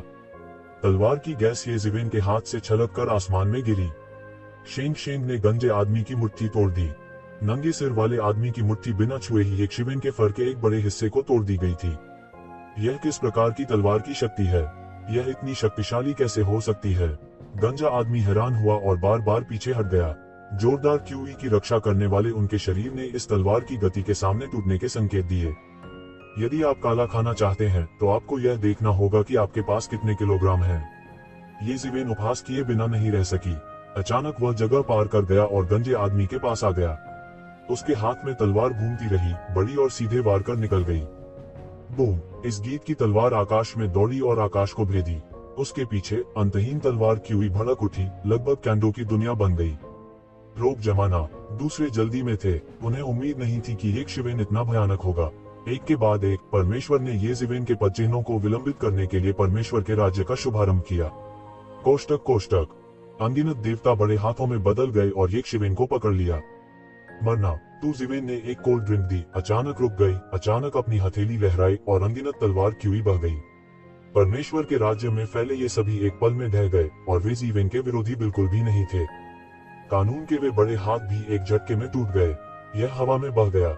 Poof poof poof. ये लोग जिन्हें तत्काल मार दिया जाना चाहिए था, इस समय ये ज़िवेन की तलवार से बह गए थे और उनका आक्रमण एक के बाद एक विघटित हो गया था। और सबसे महत्वपूर्ण बात, पूरा शरीर बुरी तरह जख्मी हो गया और मांस उल्टा उड़ गया। लेकिन ये ज़िवेन इतने अनुचित थे कि उन्होंने उन्हें बचने का कोई मौका नहीं दिया। वह तलवार पर हावी हो गया और हवा में उठा। कई सांसों के बीच यह हजारों फीट लंबा हो गया, एक व्यापक। पीछे की ओर उड़ने वाले इन लोगों को बचने का मौका तक नहीं मिला और सीधे बह गए। टकराना टकराना टकराना तुरंत खून के कोहरे में बदल गया। उनका धन त्यानयवान दर्पण द्वारा चूसा गया और उनका मांस और खून दानव ध्वज द्वारा निगल लिया गया। रक्तसार और युवान भगवान दोनों ने अंतहीन राक्षस को खिलाया। थोड़ी देर बाद इतना बड़ा रक्तसार निगल गया था। तुम्हारी हिम्मत कैसे हुई? गंजे आदमी ने अपनी आंखें खोली और फूट फूट कर रोने लगा। अनगिनत लड़ाइयों के बाद ये लोग एक साथ बड़े हुए। यह कहा जा सकता है कि वे भाई बहन हैं। उन्होंने पहले एक तोड़ा और अब वे सभी मर चुके हैं। वह अकेला बचा है। वह कैसे नाराज ना हो। उसका मन उसके पूरे शरीर पर जल रहा था और उसकी ऊंचाई 10 फीट से अधिक हो गई थी। ऐसा लग रहा था कि एक शिवेन एक ही बार में बहुत सिकुड़ गई। वह शक्तिशाली था और एक राक्षस भगवान की तरह दिखता था। उसने स्वर्ग और पृथ्वी में एक बड़ा अंतर खोला। अनगिनत अराजक ताकतों को उसके द्वारा खींच लिया गया और उसके शरीर में डाल दिया गया, जिससे उसका मन मजबूत और मजबूत हो गया। तेज तेज हवा ने एक शिवेन के कपड़ों से आवाज की। इस समय गंजे आदमी ने अपनी ताकत को चरम पर पहुंचा दिया और मजबूत होता गया। मरना, एक गर्जना के साथ उसने फिर से मुक्का मारा, सीधे अंदर गया, सीधे ये ज़िवेन के सिर में विस्फोट कर दिया और ये ज़िवेन को सीधे उड़ा देना चाहता था। यह अच्छा नहीं है। यदि आप बहुत अधिक खून जलाते हैं तो मैं हार जाऊंगा। ये ज़िवेन को गंजे आदमी के हमले की बिल्कुल भी परवाह नहीं थी। उसे डर था कि गंजा आदमी उसका सारा खून जला देगा। इस टिप्पणी ने गंजा आदमी को तुरंत क्रोधित कर दिया और लगभग जीवित नहीं रहा। मुट्ठी बिजली की तरह गिरी, असीम क्षमता के साथ, और जल्द ही पहाड़ की चोटी पर पहुंच गई। तब सोने और लोहे के टकराने की आवाज जैसी एक बड़ी गर्जना, उसकी भयानक मुट्ठी को ये ज़िवेन ने आसानी से रोक लिया। ये ज़िवेन के पूरे शरीर के रोम रोम से एक शक्तिशाली तलवार की आत्मा निकलने लगी। इससे पहले कि उसके पास जवाब देने का समय होता, तो ज़िवेन की तलवार का इरादा खत्म हो गया और भयानक तलवार की क्षमता बह गई। तलवार की क्षमता के क्षण में उसके सभी अपराध इंच इंच टूट गए। इसके अलावा यह बल अभी भी फैल रहा था और गंजे आदमी पर गिर गया। बूम! गंजे आदमी पर सारे बचाव एक पल में ढह गए। यह भयानक दबाव अजेय था। आह, मैं तुम्हारे साथ लड़े। इस समय गंजे आदमी की न केवल खून बह रहा था और उसकी आंखों में आंसू थे, बल्कि उसके शरीर के रोम रोम से खून बह रहा था, गुर्रा रहा था, और जीवन के झटके से उसके आंतरिक अंग टूट गए थे। उसने अपना मुंह खोला और दहाड़ा और उसका शरीर फट गया। वह अंत में एक गंभीर झटका लेना चाहता था जो स्थिति को बचाने में सक्षम हो सकता था। उसके मुंह से आकाश में एक प्रकाश की गर्जना हुई और ये शिवेन पर गर्जना की। ये शिवेन ने केवल उपहास किया और उसे अनदेखा कर दिया। उसे सांस लेने का मौका दिए बिना तलवार धीरे धीरे नीचे गिर गई। उसने अपने पलटवार को हरा दिया। बिजली और चकमक पत्थर के बीच उसने अपने सभी बचावों को हरा दिया और अपने शरीर को काट डाला। आह! गंजा आदमी चिल्लाया और पूरा शरीर फट गया। अंतहीन तलवार का उद्देश्य उसके शरीर में कहर बरपाना था, उसके शरीर के हर इंच को कुचलते हुए सीधे खून की धुंध में, जिसे दानव ध्वज ने अवशोषित कर लिया था। ऋषि लोक के बाद के चरण में गुरु के रक्तसार को अवशोषित करने के बाद राक्षस ध्वज में तुरंत एक बड़ा परिवर्तन हुआ। साथ वाले राज्य के अनेक दैत्य एक ही झटके में उपदेश देने की शक्ति तक पहुंच गए। कई अमर क्षेत्र सीधे अमर क्षेत्र में प्रवेश कर गए और यहाँ तक कई अमर क्षेत्र ऋषि क्षेत्र में प्रवेश कर गए। हालांकि ऋषि के दायरे में कोई बदलाव नहीं हुआ है, लेकिन ये ज़िवेन जल्दी में नहीं है। विधि जानने के बाद बाकी लगातार खिलाना है। जल्दी या बाद में वह एक अद्वितीय सेना को खिलाएगा। हालांकि यह कहा जाता है कि इन दानव परिवार विशेषज्ञों की आत्माएं वास्तविक देवता नहीं है। यह पर्याप्त है कि वे उपदेश देने वाली शक्ति की भूमिका निभा सकते हैं। ये ज़िवेन केवल ठगों का एक समूह बना रही है, वास्तव में कई उपदेश देने वाले देवताओं को साधना नहीं कर रही है। ये ज़िवेन ने थोड़ा सा आह भरी और पूरे मेडिसिन गार्डन को देखा जो युद्ध में तबाह और नष्ट हो गया था। सौभाग्य से वह जल्दी आ गया। अगर वह देर से आया तो वह नहीं जानता था कि पुनर्जन्म घास के हाथों कौन गिरेगा। चून की पुनर्जन्म घास हाथ में थी, उसकी सबसे बड़ी चिंता आखिरकार दूर हो गई। ये ज़िवेन रुका नहीं, सीधे मंदिर से बाहर चला गया और एक नजर भी नहीं डाली और सीधे दलदल में शहर लौट आया। वैसे भी उसके पास फिलहाल जाने के लिए कहीं नहीं था और प्राकृतिक चयन यही बस गया। इस समय ज्यादातर लोग दलदल में जिंदा मर गए थे। वे केवल मंदिर में अन्वेषण करने के लिए गए थे। वे वापस नहीं आए। रहने के लिए जगह के लिए किसी ने भी एक शिवेन के साथ प्रतिस्पर्धा नहीं की। आधे साल के बाद कुछ ही लोग होते हैं जिनकी आंखें लंबी नहीं होती हैं। शहर के लोग भी इस अजीबोगरीब शख्स की आदत से वाकिफ हैं। वह यूं ही अन्य चीजों में भाग नहीं लेता है, लेकिन एक बार उसे उकसाने के बाद यह एक मृतंत होगा। रुचि रखने वाले लोग बहुत हैरान थे कि ये जिवेन इतनी जल्दी वापस आ गए, लेकिन जिवेन ने तुरंत एक बंद स्थिति में प्रवेश किया और वे जल्द ही दिलचस्पी लेने लगे। जल्द ही मंदिर से अधिक समाचार निकले और कुछ लोगों को उनसे कुछ खजाने मिले। ऐसा लग रहा था कि उनके पास बहुत सारी फसल थी, लेकिन ये जिवेन के दिमाग को बिल्कुल भी हिला नहीं सके और लहरों का लेशमात्र भी उतार चढ़ाव नहीं हुआ था। लेकिन जल्द ही मंदिर में मौतें और चोटें अधिक से अधिक गंभीर हो गईं और बाहरी लोगों और बाहरी लोगों के बीच अधिक से अधिक विरोधाभास होने लगे। लगभग हर दिन लोगों को लड़ते हुए सुना जा सकता था और देवता गिर जाते थे। ऐसी लड़ाई भयंकर नहीं थी। 3 साल बाद एक भारी खबर आई कि एक दिन में 200 से अधिक देवता गिर गए, क्योंकि मंदिर में स्थापित दुष्ट देवता ठीक होने लगे। इन युद्ध देवताओं के रक्त और सार से प्रेरित होकर वे एक ज़ोंबी की तरह एक राक्षस में ठीक हो गए। इन 200 से अधिक देवताओं के पास बचने का समय नहीं था और जिन लोगों को जीवित खबर नहीं मिली उनमें से एक लापरवाह था और पूरी सेना नष्ट हो गई। यहाँ तक ऋषि लोक में कई शीर्ष विशेषज्ञ भी हैं, लेकिन वे सभी बिना किसी अपवाद के बच निकलते हैं। खबर अभी अभी सामने आई और छोटे शहर को झकझोर कर रख दिया। अनगिनत लोगों ने तुरंत मंदिर को एक अनुपम स्थान मान लिया। कई लोगों की अटकलों के अनुसार जब तक कि गैदई राक्षस प्रवेश नहीं करते, मुझे डर है कि वे मंदिर में राक्षस के बारे में कुछ नहीं कर सकते। इसलिए उन्हें हार माननी पड़ी। कुछ लोगों को छोड़कर जो मरने को तैयार नहीं थे, उनमें से अधिकांश ने छोटे शहर को छोड़ दिया था। समय गुजर जाता है, करने के लिए जारी। त्यानयुवान दर्पण में एक खूनी स्वर्ग और पृथ्वी एक शाश्वत चित्र की तरह है। दूरी में एक नाग की तलवार है जिससे छुटकारा पाने के लिए लगातार संघर्ष कर रहा है। घोर श्वास उसमें बंद है असंख्य विधि श्रृंखलाओं से। कोष्टक यह त्यानयुवान दर्पण की अधिकांश शक्ति का उपभोग करता है। भले ही नाग की तलवार का इस्तेमाल न किया गया हो, फिर भी यह एक बड़ी मुसीबत है। आप इसे कम नहीं आंक सकते, अन्यथा यदि आप सावधान नहीं हैं, तो आप पीछे हट सकते हैं। ये जिवेन ऐसी किसी चीज का सामना नहीं करना चाहती। ये जिवेन के स्टेशन के सामने एक गड़गड़ाहट वाली गारा झील है। हर तरफ बादलों की गड़गड़ाहट है। वज्र की शक्ति एक स्वतंत्र वज्र देश की तरह हर जगह देखी जा सकती है। लीजियांग झील में हल्के नीले रंग की लंबी शर्ट पहने एक आदमी था, जो लीजियांग झील में शांति से लेटा हुआ था। उसके चारों ओर एक साफ दिल वाला एक प्राचीन पेड़ हर समय रंगीन रोशनी छोड़ रहा है, बुराई और विधर्म से हमला किए बिना उसे ढंक रहा है। फिर भी उसका चेहरा अभी भी काली रेखाओं से ढका हुआ है, जो कि मृत्यु की शक्ति का आक्रमण है। भले ही लीजियांग झील और मिंगक्सिन प्राचीन वृक्ष तय हो गए हों, ये कियान पर मृत्यु की शक्ति का क्षरण पिछले 1000 वर्षों में अधिक से अधिक गंभीर हो गया है। ये जिवेन थंडर झील के किनारे बैठी थी। दूरी में अनगिनत दिव्य स्रोत रेकी में जल गए और उनके शरीर में कानून डाले गए। और उसका शरीर एक ऐसे घड़े के समान है जो कभी भरा नहीं जा सकता। कितना भी आभामंडल भरा हो, जब संतोष न हो तो आभा का कोई निशान भी नहीं छूटा। उन्होंने अपने शरीर के रोम रोम को बंद कर रखा था ताकि आभा बाहर न जा सके। उसकी सांस लगातार उठती और गिरती है, उछलती, मजबूत और कमजोर। अनगिनत कानून एक लंबा ड्रैगन या फीनिक्स बनाते हैं, जो अनगिनत दर्शन बनाते हैं जो उसके पीछे प्रकट होते हैं। और उसके शरीर में प्रकाश सार का एक बड़ा द्रव्यमान है। अंत में यह अंत तक पहुंच गया है। वार इंजन के संचालन के तहत ये जिवेन के शरीर के ब्रह्मांड में पागलों की तरह पचा गया है, जैसे कि यह अंतहीन है। ये जिवेन के शरीर में ब्रह्मांड भी लगातार उन्नत हो रहा है। कई ग्रहों को दुनिया में उन्नत किया गया है और इसमें अंतहीन जीव रहते हैं। यहाँ तक कि वह अपने परमेश्वर के राज्य को अपने शरीर में ब्रह्मांड में एकीकृत करता है और सप्ताह के दिनों में अपनी जादुई शक्ति से परमेश्वर के राज्य को गर्म करता है। क्रैकिंग, अचानक ये जिवेन का शरीर अचानक अनगिनत कर्कश आवाजों में फट गया। इनमें से प्रत्येक ध्वनि एक जोरदार विस्फोट की तरह है। दुनिया के विनाश और पुनर्निर्माण की तरह अंतहीन आभा के साथ वे सभी उसके शरीर से बाहर निकल गए। उसके आसपास के दृश्य वाकई अद्भुत हैं। ये जिवेन ऊंची और स्पष्ट आवाज में आसमान तक गरजती है। इस लंबे लंबे हाउल के साथ उसकी सारी बदकिस्मती सीधे इस लंबे हॉवल में दूर चली गई और सभी लोगों की बाधाएं एक पल में ढह गईं। बूम! ये जिवेन के शरीर में सिलसिलेवार विस्फोट हुए। लगातार विकृति, एक भयानक शक्ति उभर रही है। लंबे समय तक यह बल अंततः स्थिर हो गया। ये जिवेन ने धीरे से अपनी आंखें खोली और कहा, आखिरकार यह ऋषिलोक का मध्य है।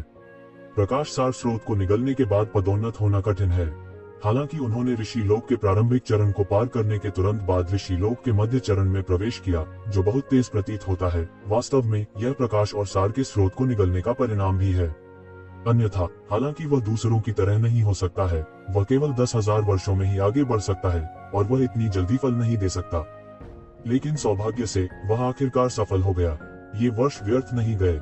उन्होंने न केवल ऋषि साम्राज्य के मध्य में प्रवेश किया, बल्कि उनकी युद्ध क्षमता भी कम नहीं हुई। वह वास्तव में ऋषि लोक के शिखर पर एक ही झटके में पहुंच गया। सम्राटों के चुनाव के रास्ते में हम वास्तव में प्रथम श्रेणी के रैंकों में प्रवेश कर चुके हैं। यद्यपि यह राक्षसों से भी बदतर है, यह उन साधारण संतों की तुलना में कमजोर नहीं है। अब वह ऋषि लोक के मध्य में प्रवेश कर चुका है। जब वह ऋषि लोक के मध्य के शिखर में प्रवेश करता है, उन राक्षसों में भी उसके पास एक युद्ध की शक्ति होती है जो कुछ भी नहीं है। उस समय उसकी युद्ध शक्ति असीम रूप से राजा के दायरे के करीब होगी। अब उसके पास संचय की थोड़ी ही कमी है। आखिरकार ऋषि लोक के मध्य में शिखर और ऋषि लोक के मध्य में शिखर के बीच कोई सीमा बाधा नहीं है। जब तक वह जमा करता है, वह स्वतः ही उस दायरे में कदम रख सकता है जिसकी तुलना एक दानव से की जा सकती है। यह सोचकर येज़िवेन बहुत संतुष्ट थे, भले ही वे अभी तक अपने अभ्यास के चरम पर नहीं पहुंचे थे। येज़िवेन ने अपनी सारी सांस रोक ली और एक पल में उसे समेट लिया। वह खड़ा हुआ और अपने बगल में लीजियांग झील में येकियांग को देखा। वह चुपचाप लेटा रहा, एक अनुपम सुषुप्ति की तरह।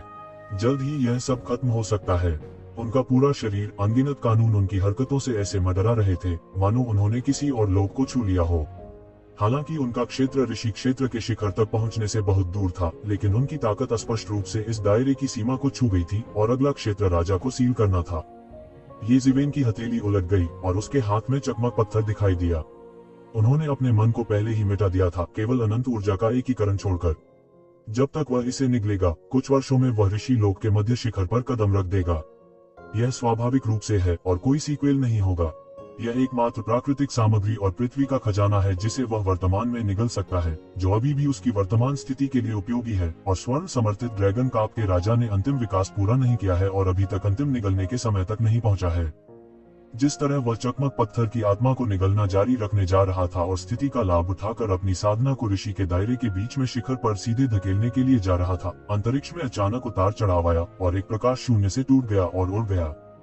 येज़िवेन इसे पकड़ लेती है और उसका चेहरा बदल जाता है। यह वू शियांग का पत्र ताबीज है। उसका पत्र ताबीज उसे बताता है कि उसे बसंत और पतझड़ का कलम मिल गया है और येज़िवेन को जल्दी से बैठक में जाने के लिए कहता है।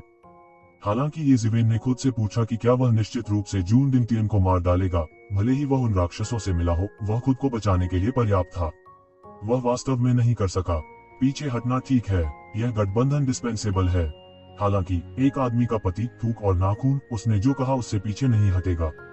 इससे भी महत्वपूर्ण बात यह है कि यदि जून डिंगटियन इस गुप्त दायरे में प्रकट होता है तो यह इस समय होना चाहिए। मुझे डर है कि चुनकियू पेन के पुनर्जन्म ने अनगिनत लोगों के विचारों को आकर्षित किया है। जून डिंगटियन, यह सामान्य खाता बही की गणना करने का समय है। येज़िवेन की अभिव्यक्ति अत्यंत गरिमापूर्ण थी।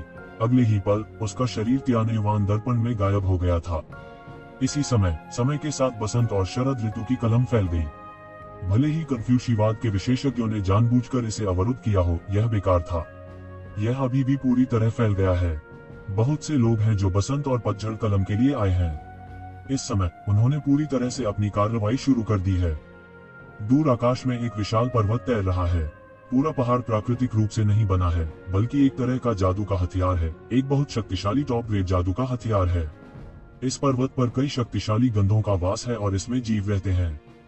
यह पर्वत कोई अज्ञात जादू का हथियार नहीं है, बल्कि एक अनिर्णीत देव पर्वत में एक बहुत प्रसिद्ध जादू का हथियार है।